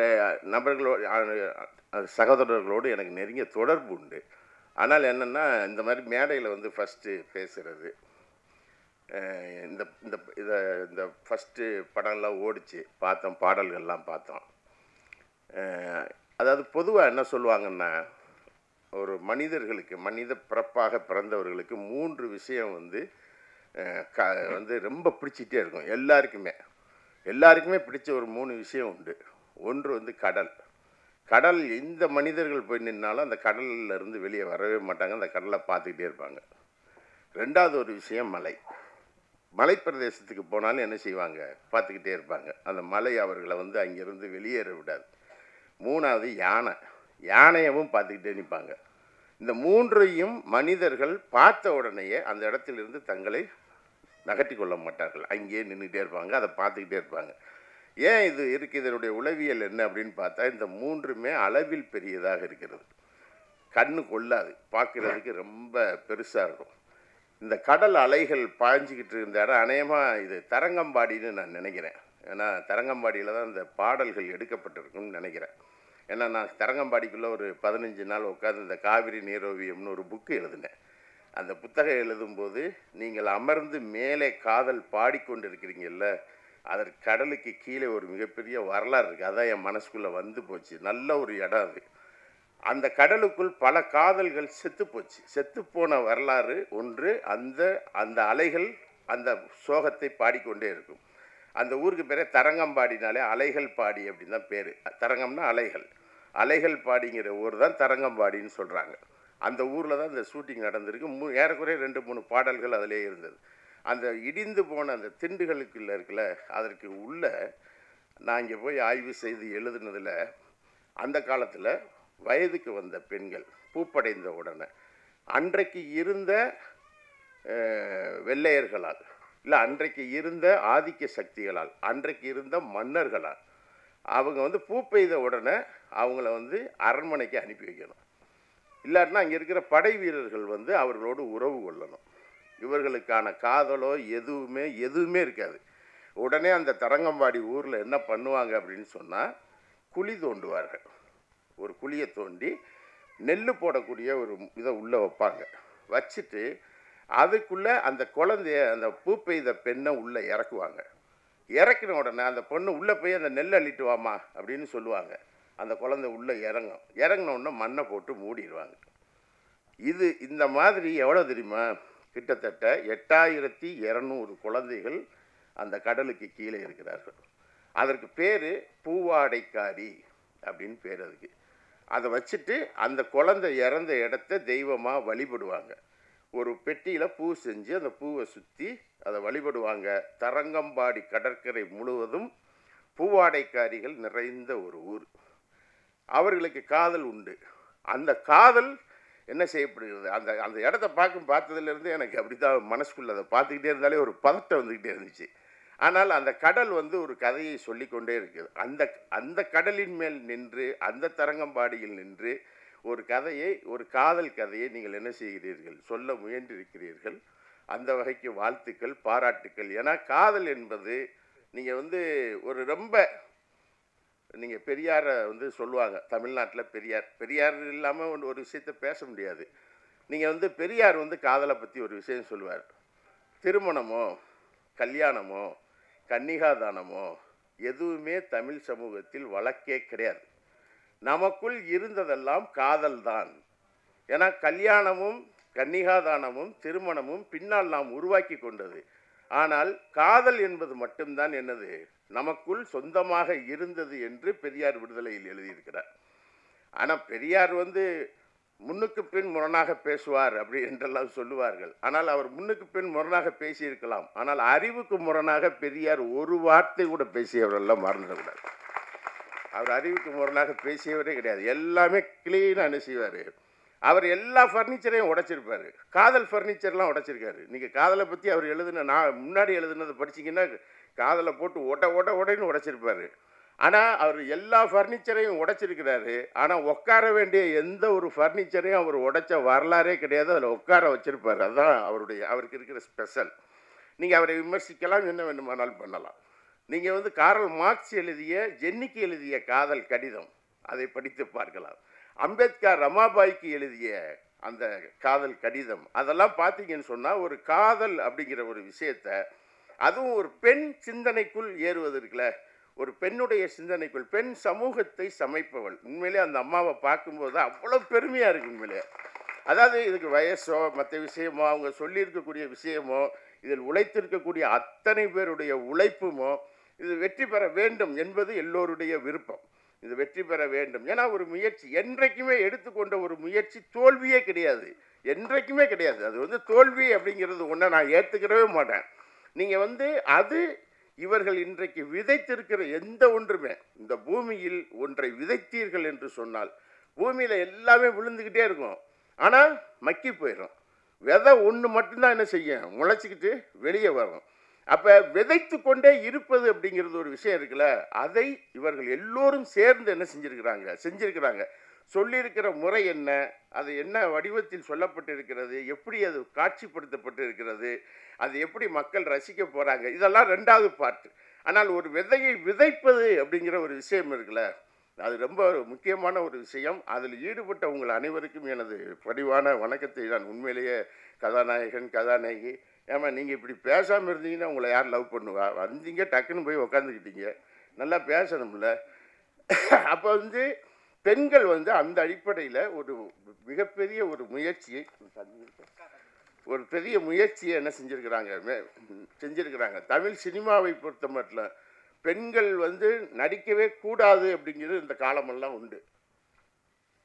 ஆண்களுக்கு தான் சேலை கட்டி நடிக்க வச்சாங்க. கேபி ஜானகி அம்மான்னு ஒருத்தவங்க மதுரையில் வந்து பொது உடைமை இயக்கத்தில் இருந்தவங்க, அவங்க தான் ஃபஸ்ட்டு என்ன செஞ்சாங்க, நடிக்க வந்தாங்க. யாரோட, விஸ்வநாத தாஸ் மேடை நாடகத்தில் நடிக்க வந்தவங்க. முதல் சினிமா நடிகை, நாடக நடிகை கேபி ஜானகி அம்மா தான். அவங்க தான் நடித்தாங்க. விஸ்வநாத தாஸ் பிறப்பால் தாழ்த்தப்பட்டவர் என்பதற்காக அவர் கூட நடிக்க மாட்டாங்க. ஆனால் அவர் ஒரு சிறந்த கலைஞர். விஸ்வநாத தாஸ் வந்து ஒரு மிகப்பெரிய கலைஞர். அப்புறம் கேபி சுந்தராம்பாள். இப்படி நீங்கள் வரிசையாக எடுத்துக்கிட்டே வந்தீங்கன்னு சொன்னால் ஒரு மிகப்பெரிய வரலாறு. பெண்கள் சினிமாவை அல்ல கலையை உயர்த்துவதில் அவர்கள் எடுத்துக்கொண்ட போராட்டங்கள் இருக்குல்ல, அது ரொம்ப முக்கியமான போராட்டமாகத்தான் என்னால் பார்க்க முடிகிறது.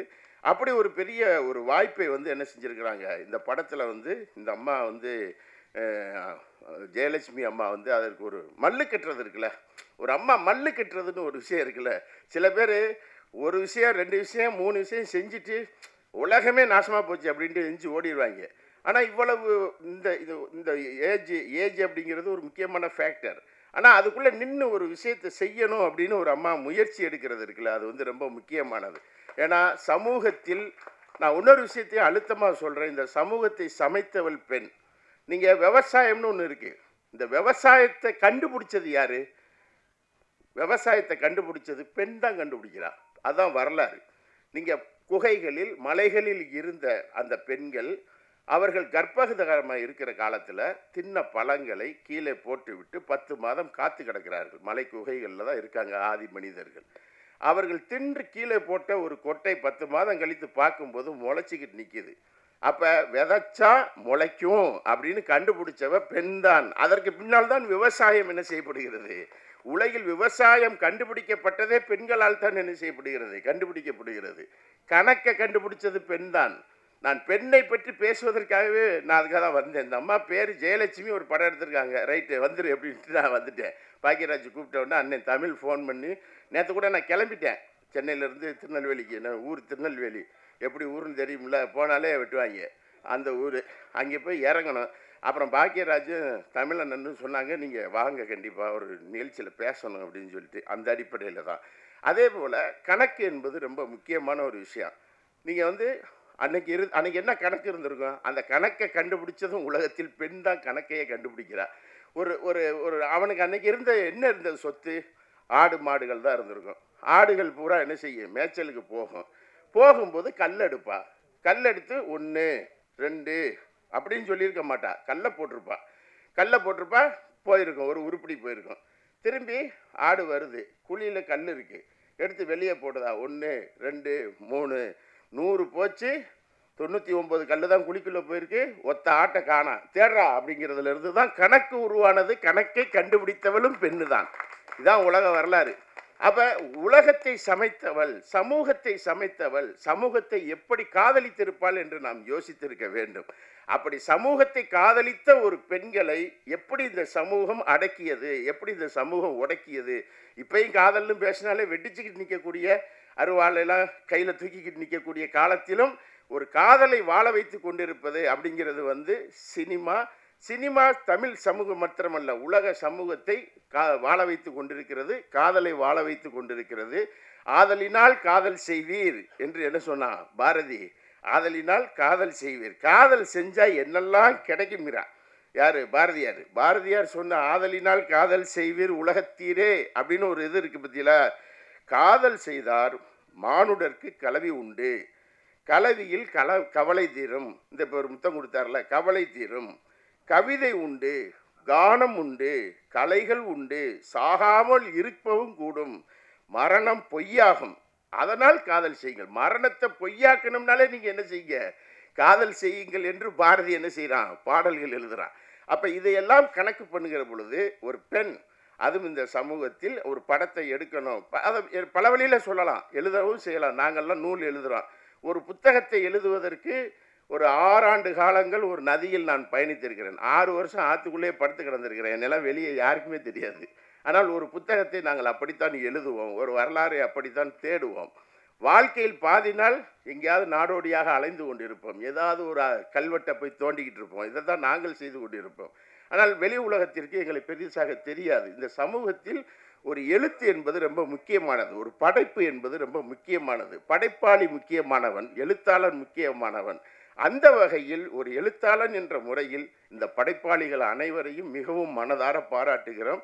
இந்த திரைப்படம் வெற்றி பெற வேண்டும், சமூகத்தில் இது ஒரு தாக்கத்தை உருவாக்க வேண்டும் என்ற வேண்டுகோளை வைத்து எனது இந்த மேடையில் முதல் மேடையில் என்னை அறிமுகப்படுத்திய பாக்கியாவுக்கு மீண்டும் நன்றி சொல்லி, அம்மாவுக்கு நன்றி சொல்லி, அனைவருக்கும் நன்றி சொல்லி அமைகிறேன். நன்றி, வணக்கம். ஸோ நம்ம சொசைட்டியில் நல்ல சேஞ்சஸ் உருவாகணும் அப்படின்ற ஒரு உயர்ந்த எண்ணத்தோட எழுத்தாளர் திரு சூர்யா சேவியர் அவர்கள் தொடர்ந்து பல புத்தகங்களை எழுதிட்டு இருக்காங்க, பெஸ்ட் செல்லராகவும் இருந்துட்டு இருக்கு. இப்போ கூட காதல் பற்றியும் பெண்கள் பற்றியும் ரொம்ப அழகான விஷயங்களை நம்மளோட ஷேர் பண்ணியிருந்தாங்க. சார் சொல்லியிருந்தாங்களா 6 வருஷமா நான் ஒரு புக் எழுதுறதுக்காக ஆற்றுக்குள்ளே போய் படுத்திருந்தேன் அப்படின்னு. இந்த புக் தானே சார், காவேரி நீரோவியம் அப்படின்றது தான் அந்த புக். ஸோ இந்த புக்கை பற்றி சொல்லணும் அப்படின்னா கிழக்கு தொடர்ச்சி மலை, மேற்கு தொடர்ச்சி மலை, குடகு, அகத்தியர் அப்படின்னு ரொம்ப அழகழகான பொருளடக்கமே அவ்வளோ சிறப்பான விஷயங்கள் பற்றி பேசியிருக்காங்க. ஸோ இந்த புத்தகத்தை சிறப்பு விருந்தினர்கள் அனைவருக்கும் இங்கே ஸ்டேஜில் வந்திருக்கக்கூடிய எல்லாருக்குமே நாங்கள் போகும்போது உங்களுக்கு ஒரு புக் நாங்கள் கொடுத்து அனுப்பணும் அப்படின்னு ஆசைப்படுறோம். சாரோட சார்பாக உங்கள் எல்லாருக்கும் இது பரிசாக காத்திருக்கிறது. Thank you sir. இன்னும் நீங்கள் இந்த ஆறுகள் பற்றி இன்னும் 3 புக் எழுதுறீங்க அப்படின்னு சொன்னாங்க. இன்னும் அதுக்கு 6 வருஷம் ஒரு ஆறுக்கு அப்படின்னு எடுத்துக்காம சீக்கிரமாக நீங்கள் எழுதி முடிக்கணும் அப்படின்ற ஒரு சூப்பர் சார். வைகையில் 3 வருஷம் இருந்திருக்கீங்க, இன்னும் சீக்கிரமாக நீங்கள் அந்த புக்ஸ் எல்லாம் எழுதி எங்களுக்கு அதை படிக்க கொடுக்கணும் அப்படின்ற ஒரு விஷயத்தை நாங்கள் முன் வச்சுக்கிறோம். Thank you sir. எல்லாருக்கும் வணக்கம். எல்லோருக்கும் வணக்கம். ஃபர்ஸ்ட் ஆஃப் நான் வந்து உங்கள் எல்லாருக்கிட்டையும் சாரி கேட்டுக்கிறேன். ஏன்னா நிறைய பேர் இருக்கீங்க, இடம் இல்லாத இருக்கீங்க. அது எனக்கு ரொம்ப கஷ்டமாக இருக்குது. எங்களுக்காக டைம் ஒதுக்கி உட்காந்து பார்க்குறீங்க, அதுவும் எனக்கு ரொம்ப சந்தோஷம். எனக்கு ரொம்ப பேச தெரியாது. ஃபிசிக்கலாக நான் ஒர்க் பண்ணுவேன், என்னென்னா எனக்கு மென்டலி அவுட்டு. ஃபிசிக்கலி நல்லா ஓடுவேன், எல்லாம் பண்ணுவேன். மென்டலி எனக்கு எதுவும் பேச தெரியாது. இந்த படம் வந்து நம்ம என்ன சொல்கிறதுனா, ஜெயலட்சுமி மேடம் அவங்க இந்த படத்தில் பல வழிகளை சந்திச்சிருக்காங்க. பல வழி அது எனக்கு மட்டும்தான் தெரியும். ஏன்னா நான் வந்து 5 வருஷம் நான் அவங்க கூட இருந்திருக்கேன். மாதா பிதா குரு தெய்வம் எல்லாம் சொல்லுவாங்க. எனக்கு மாதா பிதா குரு தெய்வம் எல்லாமே எங்கள் மேடம் தான். ஏன்னா என்ன அவ்வளோ பார்த்துட்ருக்காங்க. நான் நிறைய தவறு பண்ணியிருக்கேன், நிறைய டைம் தவறு பண்ணியிருக்கேன், நிறைய பிரச்சனை பண்ணியிருக்கேன். ஒரு முறை கூட என்னை வந்து அவங்க திட்டுனதே இல்லை. என்ன தெரியுமா சொல்லுவாங்க, தட்டி கொடுப்பாங்க, பார்த்துக்கலாம் விட்றா, பண்ணிக்கலாம் விட்றா அப்படின்னு. ஆனால் அவங்களுக்குள்ள நிறைய வழிகள் இருக்கும். இந்த படம் பண்ணது என் கூட எல்லாம் பயணப்பட்டிருப்பாங்க. டெக்னீஷியனாக இருக்கட்டும், மற்ற ஆர்டிஸ்டாக இருக்கட்டும், அவங்களுக்கு தெரியும் எவ்வளோ வழிகளோட மேடம் வந்து பயணித்தாங்க அப்படின்னு. இதில் மிகப்பெரிய விஷயம் என்னென்னா, இதில் வந்து என் கூட 4 வந்து மேடம் வந்து ஒரு ஆலமரம்னா 4 அதாவது அது சுற்றி வந்து விழுதுகள் போல் வந்து டைரக்டர் இருந்தாங்க. இது வந்து ஏன்னா ஒரு டைரக்டருக்கு வந்து அசிஸ்டண்ட் இருப்பாங்க. இதில் வந்து ஒரு படம் பண்ண டைரக்டர் அவங்க வந்து அவங்கள வந்து ஒரு அசிஸ்டண்ட் டைரக்டராக நினைக்காத மேடம் கூட இருந்து என்னுடைய சித்திரவதையை சகிச்சுட்டு அவங்கள அதை நிறைய சித்திரவதை பண்ணியிருக்கேன் அவங்கள. நான் அதுக்கு நான் ரொம்ப சாரி கேட்டுக்கிறேன். அந்த மாபெரும் ஜம்பவான் யாரான்னு கேட்டால் நம்ம பாக்கியா சார், டைரக்டர் பாக்கியா சார், அதுக்கப்புறம் டைரக்டர் முத்து சார்.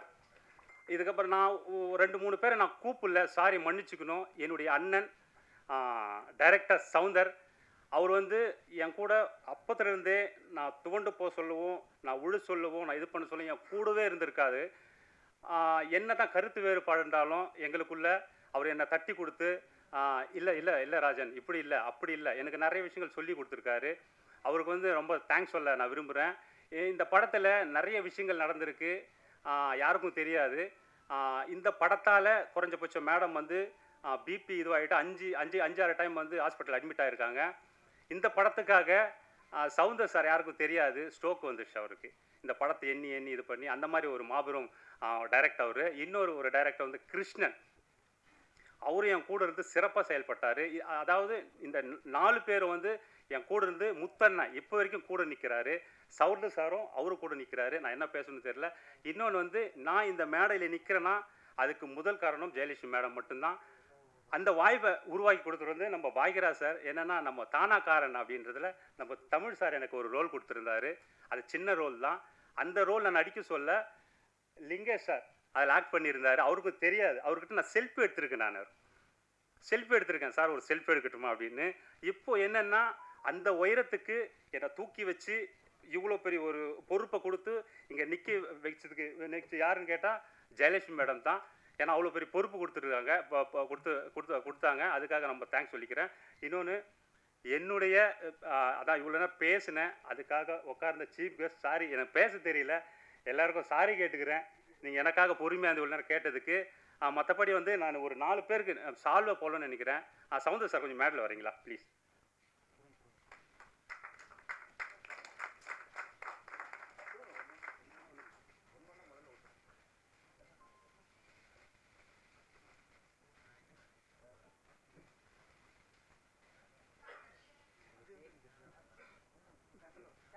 இவருக்கு நான் மேலே கூப்பிடல, இருந்தாலும் வந்து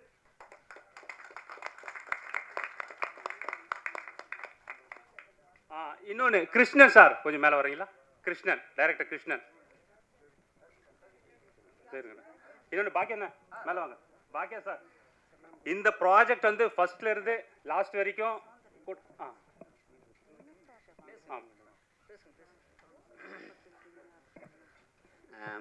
எல்லாருமே எப்போ வீட்டுக்கு போகலான்ற அந்த டென்ஷனில் தான் இருப்போம்.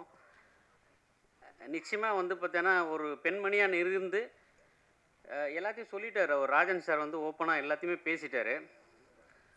ஒரே ஒரு விஷயம், எல்லாருக்குள்ளேயும் வந்து இவங்களை எப்படியாவது ஜெயிக்க வைக்கணும் அப்படின்ற ஒரு எண்ணம். எல்லாரை பற்றியும் சொல்லலாம். எனக்கு லிங்கேஷ் சாருடைய ஆக்டிங் வந்து ரொம்ப புல்லரிக்கும்.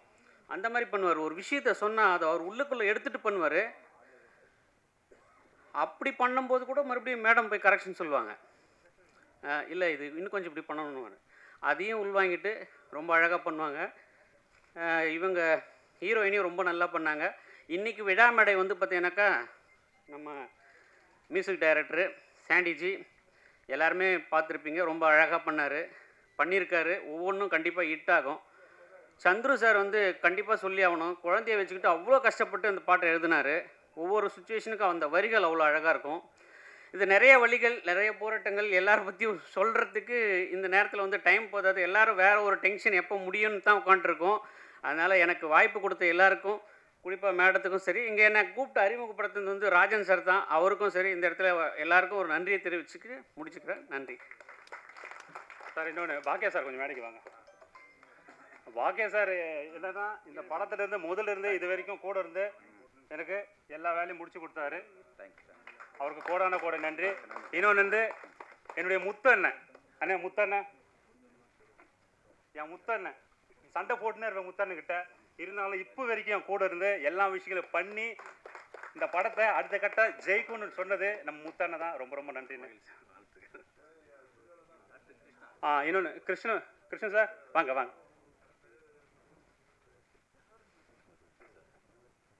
ரொம்ப நன்றி சார், எங்கள் கூட இருந்து நீங்கள் ஒர்க் பண்ணதுக்கு ரொம்ப ரொம்ப நன்றி. இன்னொன்று எனக்கு வந்து இதிலும் சரி ப்ரொடக்ஷன்லையும் சரி கூட இருந்து ஒர்க் பண்ண என்னுடைய அண்ணாமலை நண்பர் அண்ணாமலை, சின்னையன் வரலன்னு நினைக்கிறேன். அண்ணாமலை மேடை கிடைக்குது.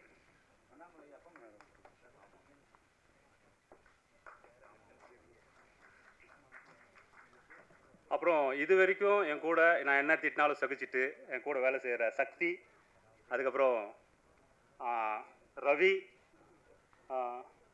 பேர் மறந்துட்டேன், அப்பு, 3 பேர் மேடைக்கு வரலாம். ஏன்னா என்ன திட்டினாலும் சகிச்சுட்டு என் கூட ஒர்க் பண்ணுறாங்க. அது ரொம்ப நன்றி.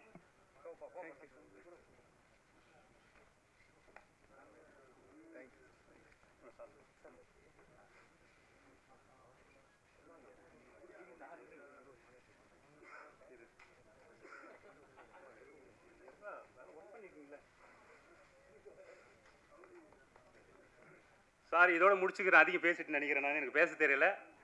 இந்த வாய்ப்பு கொடுத்த மேடம்க்கு ரொம்ப நன்றி. நன்றி மேடம். என்னோட மாதா பிதா குரு தெய்வம் எல்லாமே வந்து மேம் தான் அப்படின்னு சொல்லியிருந்தாங்க ராஜன் ப்ரோ. ஸோ அவங்களுக்கு நீங்கள் ஒரு சால்வை போத்தணும் அப்படின்னு நாங்கள் கேட்டுக்கிறோம் மேம்.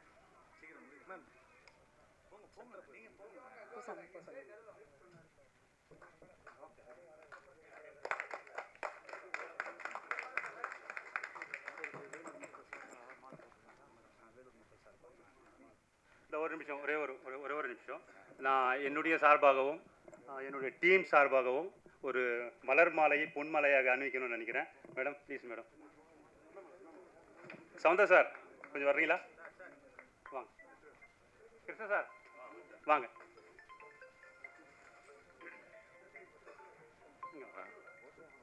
சார் பாக்கியா சார் வாங்க.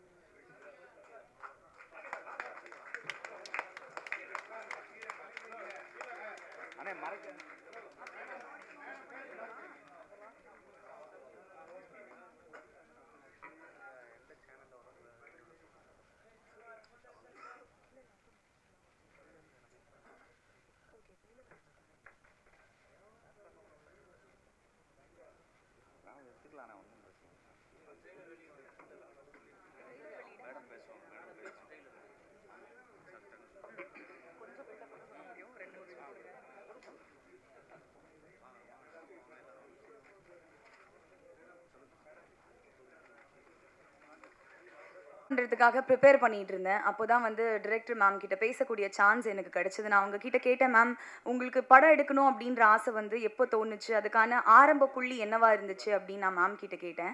அவங்க பதில் சொல்றதுக்கு முன்னாடியே மேம் பக்கத்தில் நின்றுட்டு இருந்த ஒரு அண்ணா வந்து கடகடன் மேம் பற்றி நிறைய விஷயங்கள் எங்கிட்ட சொல்ல ஆரம்பிச்சாங்க. மேம் ரொம்ப அன்பானவங்க, எங்கள் எல்லார்கிட்டையும் வந்து ரொம்ப பாசமாக இருப்பாங்க, அவங்க ஒரு குழந்தை மாதிரி, எல்லாரும் நல்லா இருக்கணும்னு நினைப்பாங்க, ஆனால் அவங்கள நிறைய பேர் ஏமாத்திடுவாங்கன்னு அவர் ரொம்ப வெள்ளந்தி என்கிட்ட சொல்லிட்டு இருந்தார். அந்த அண்ணா சொல்கிற பாயிண்ட்ஸ் எல்லாம் நான் கவனிச்சிட்டு இருந்தேன். அதுக்குள்ளே டக்குன்னு திரும்பி மேம் பார்த்தா அவங்க கண்ணெல்லாம் கலங்கி இருந்தது. ஆமாம், நம்ம இவ்வளோ அன்பாக இருந்தாலும் நம்மளை ஏமாத்துறாங்கல்ல எல்லாரும் அப்படின்னு அவங்க சொல்லும்போது உண்மையாகவே ஒரு குழந்தையா ஒரு குழந்தையாக தான் என் கண்ணுக்கு அவங்க தெரிஞ்சாங்க. ஸோ ஒரு சினிமாவை பொறுத்த வரைக்கும் ஒரு படத்தை எடுத்து இந்த ஸ்டேஜ் வரைக்கும் கொண்டு வர்றதுக்கு அவங்க எவ்வளோ கோத்ரூ பண்ணியிருப்பாங்க ஒரு ப்ரொடியூசராக ஒரு டிரெக்டரா அப்படின்றது வந்து என்னால் அந்த மொமெண்ட் வந்து புரிஞ்சுக்க முடிஞ்சுது. ஸோ இந்த ஷோவோட தொகுப்பாளினி ஆங்கர் அப்படின்றதெல்லாம் தாண்டி ஒரு சாதாரண மனுஷியா, ஒரு சக பெண்மணியா மேம்க்கு வந்து அவங்க இன்வெஸ்ட் பண்ண பணம் இந்த படம் மூலமாக அவங்களுக்கு திரும்ப கிடைச்சிடணும், இந்த படம் வந்து மக்கள்கிட்ட கண்டிப்பாக ஒரு பெரிய சக்ஸஸை வந்து அந்த படம் டேஸ்ட் பண்ணியே ஆகணும் அப்படின்ற பர்சனலான ஒரு ஆசை வந்து எனக்கு வர ஆரம்பிச்சிருச்சு. மேம் நம்ம மக்களை பொறுத்த வரைக்கும் சின்ன பட்ஜெட், பெரிய ஹீரோ, சின்ன ஹீரோ அதெல்லாம் தாண்டி நல்ல கண்டென்ட் இருக்கா மக்கள் பயங்கரமாக கொண்டாடுவாங்க.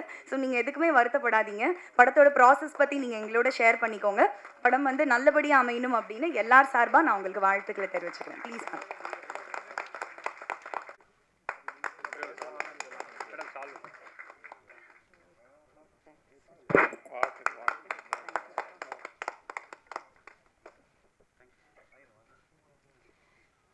இங்கே எல்லாரும் பேசிட்டாங்க, நிறையவே பேசிட்டாங்க.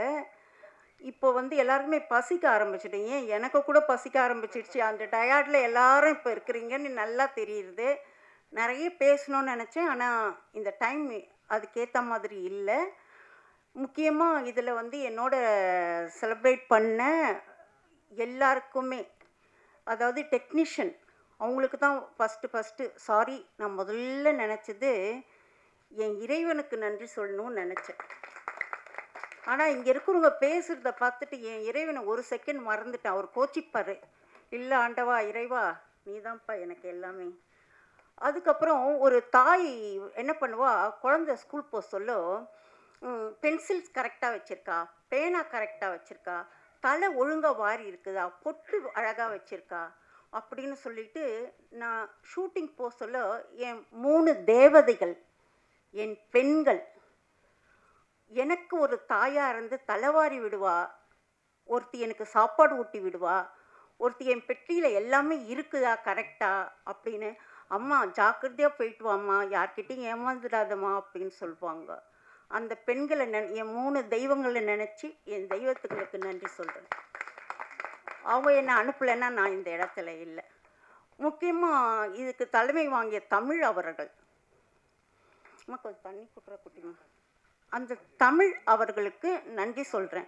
ஏன்னா அவருக்கு யாருன்னே தெரியாது, இவங்க தான் எடுக்கிறாங்கன்னு தெரியாது.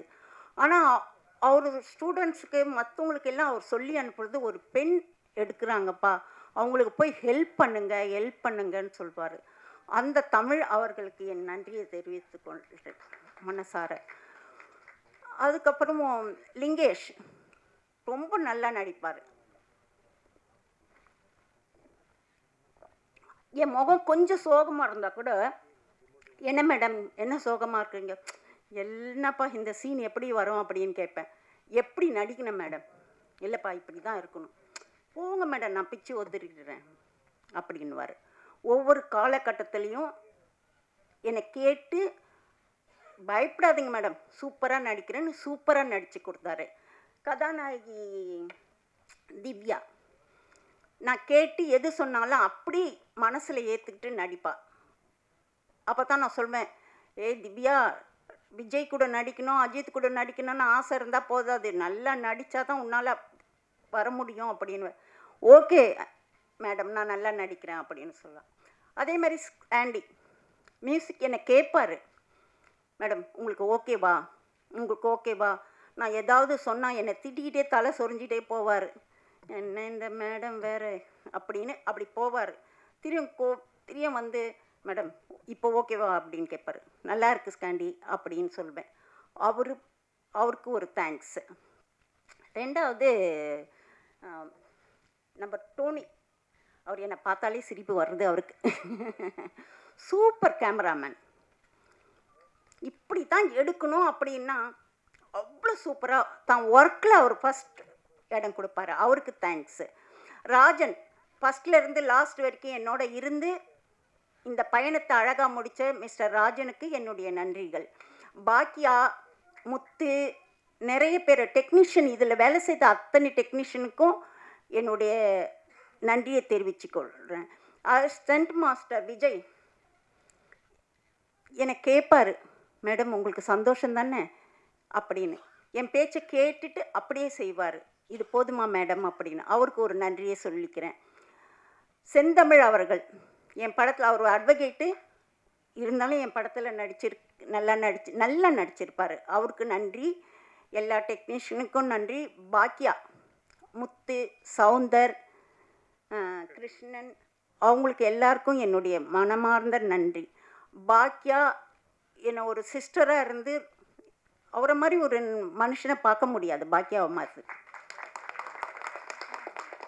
ஆனால் ஒரே ஒரு விஷயம் அவருக்கே தெரியும், இப்போ நான் பப்ளிக்கில் அதை சொல்லலை, அவரே சிரிச்சுப்பார் பாக்கியாவே. ஆனால் எல்லாருக்கும் தன் பையில் என்ன இருக்குதோ அதை முதல் உதவி செய்வார் அவர்.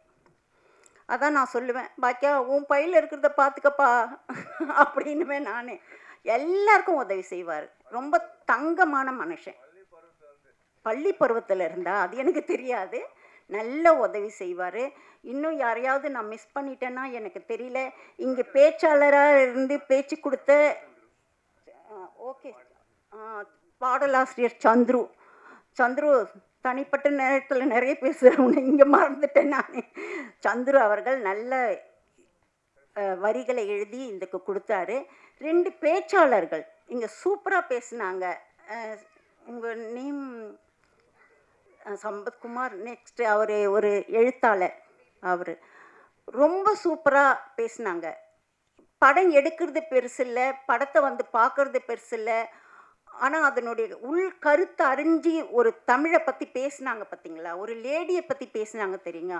அந்த மாதிரி நான் அடிக்கடி சொல்வேன், இவன் தாண்டா ஆம்பளை அப்படின்னு. அப்படின்னா என்ன அர்த்தம் தெரியுங்களா? தயவுசெய்து பெண்கள் எல்லா வகையிலும் உங்களுக்கு அடிமை தாங்க. இந்த உலகத்தில் எல்லா பெண்களும் ஒரு ஆணுக்கு அடிமை. ஆண் இல்லாமல் எதையும் சாதிக்கவே முடியாது எந்த பெண்ணாலையும். அப்படி இருக்க சொல்ல நீங்கள் ஆண் மகன்கள் இல்லையா, முடியாத இந்த பெண்களை தயவு செய்து தூக்கி விடுங்க. புரியுதுங்களா? அது உங்கள் ஒய்ஃபாக இருக்கட்டும், உங்கள் பொண்ணாக இருக்கட்டும், உங்கள் தாயாக இருக்கட்டும்.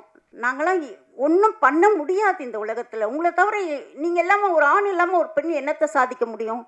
நெவர். வேணால் காலோட தூக்கி விட்டுக்கலாம். நாங்கள் எல்லாத்தையும் நாங்கள் செய்துடுவோம், நான் எல்லாத்தையும் ஆண் இல்லாமல் ஒன்றுமே முடியாது. ஸோ ஆண்களுக்கு நம்ம அடங்கி போனோம். நாங்கள் அடங்குறதால நீங்கள் பெரிய காலரை நீங்கள் தூக்கி விட்டுக்காதீங்க. புரியுதுங்களா? அந்த பெண்களுக்கு என்ன செய்யணும், அவங்களுக்கு ஒன்றும் தெரியாது, நம்ம அவங்களுக்கு ஹெல்ப் பண்ணணும் அப்படின்னு வீட்டில் கூட ஒய்ஃப் கத்தலாம், இஷ்டத்துக்கு கத்தலாம், இது சரியில்லை அது செய்யலை, நீ இவ்வளோதான் எல்லாம் என்னால் தான் அப்படின்னு உள்ளுக்குள்ளே ஒரு பேசிக்கங்க. நீங்கள் பேசிட்டு ஹெல்ப் பண்ணுங்க. கண்டிப்பாக பேய் கூட பெண்ணாக மாறுவா அப்படின்னு என்னுடைய கருத்து.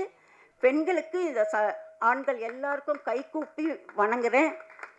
நாங்கள்லாம் அடிமை தாங்க, உங்களுக்கு ஆண்களுக்கு நாங்கள் அடிமை தாங்க.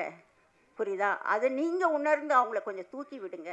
இப்போ எனக்கு இங்கே வந்து அமர்ந்திருக்கும் அனைவருக்கும் மிக்க நன்றி. இந்த சபையில் இவ்வளோ நேரம் எங்களுக்காக காத்திருந்து என் உறவினர்களுக்கும் நண்பர்களுக்கும் அனைவருக்கும் மேடையில் அமர்ந்திருக்கும் பெரிய அனைவருக்கும் என் வணக்கத்தையும் நன்றியும் தெரிவித்துக் கொள்கிறேன். வணக்கம்.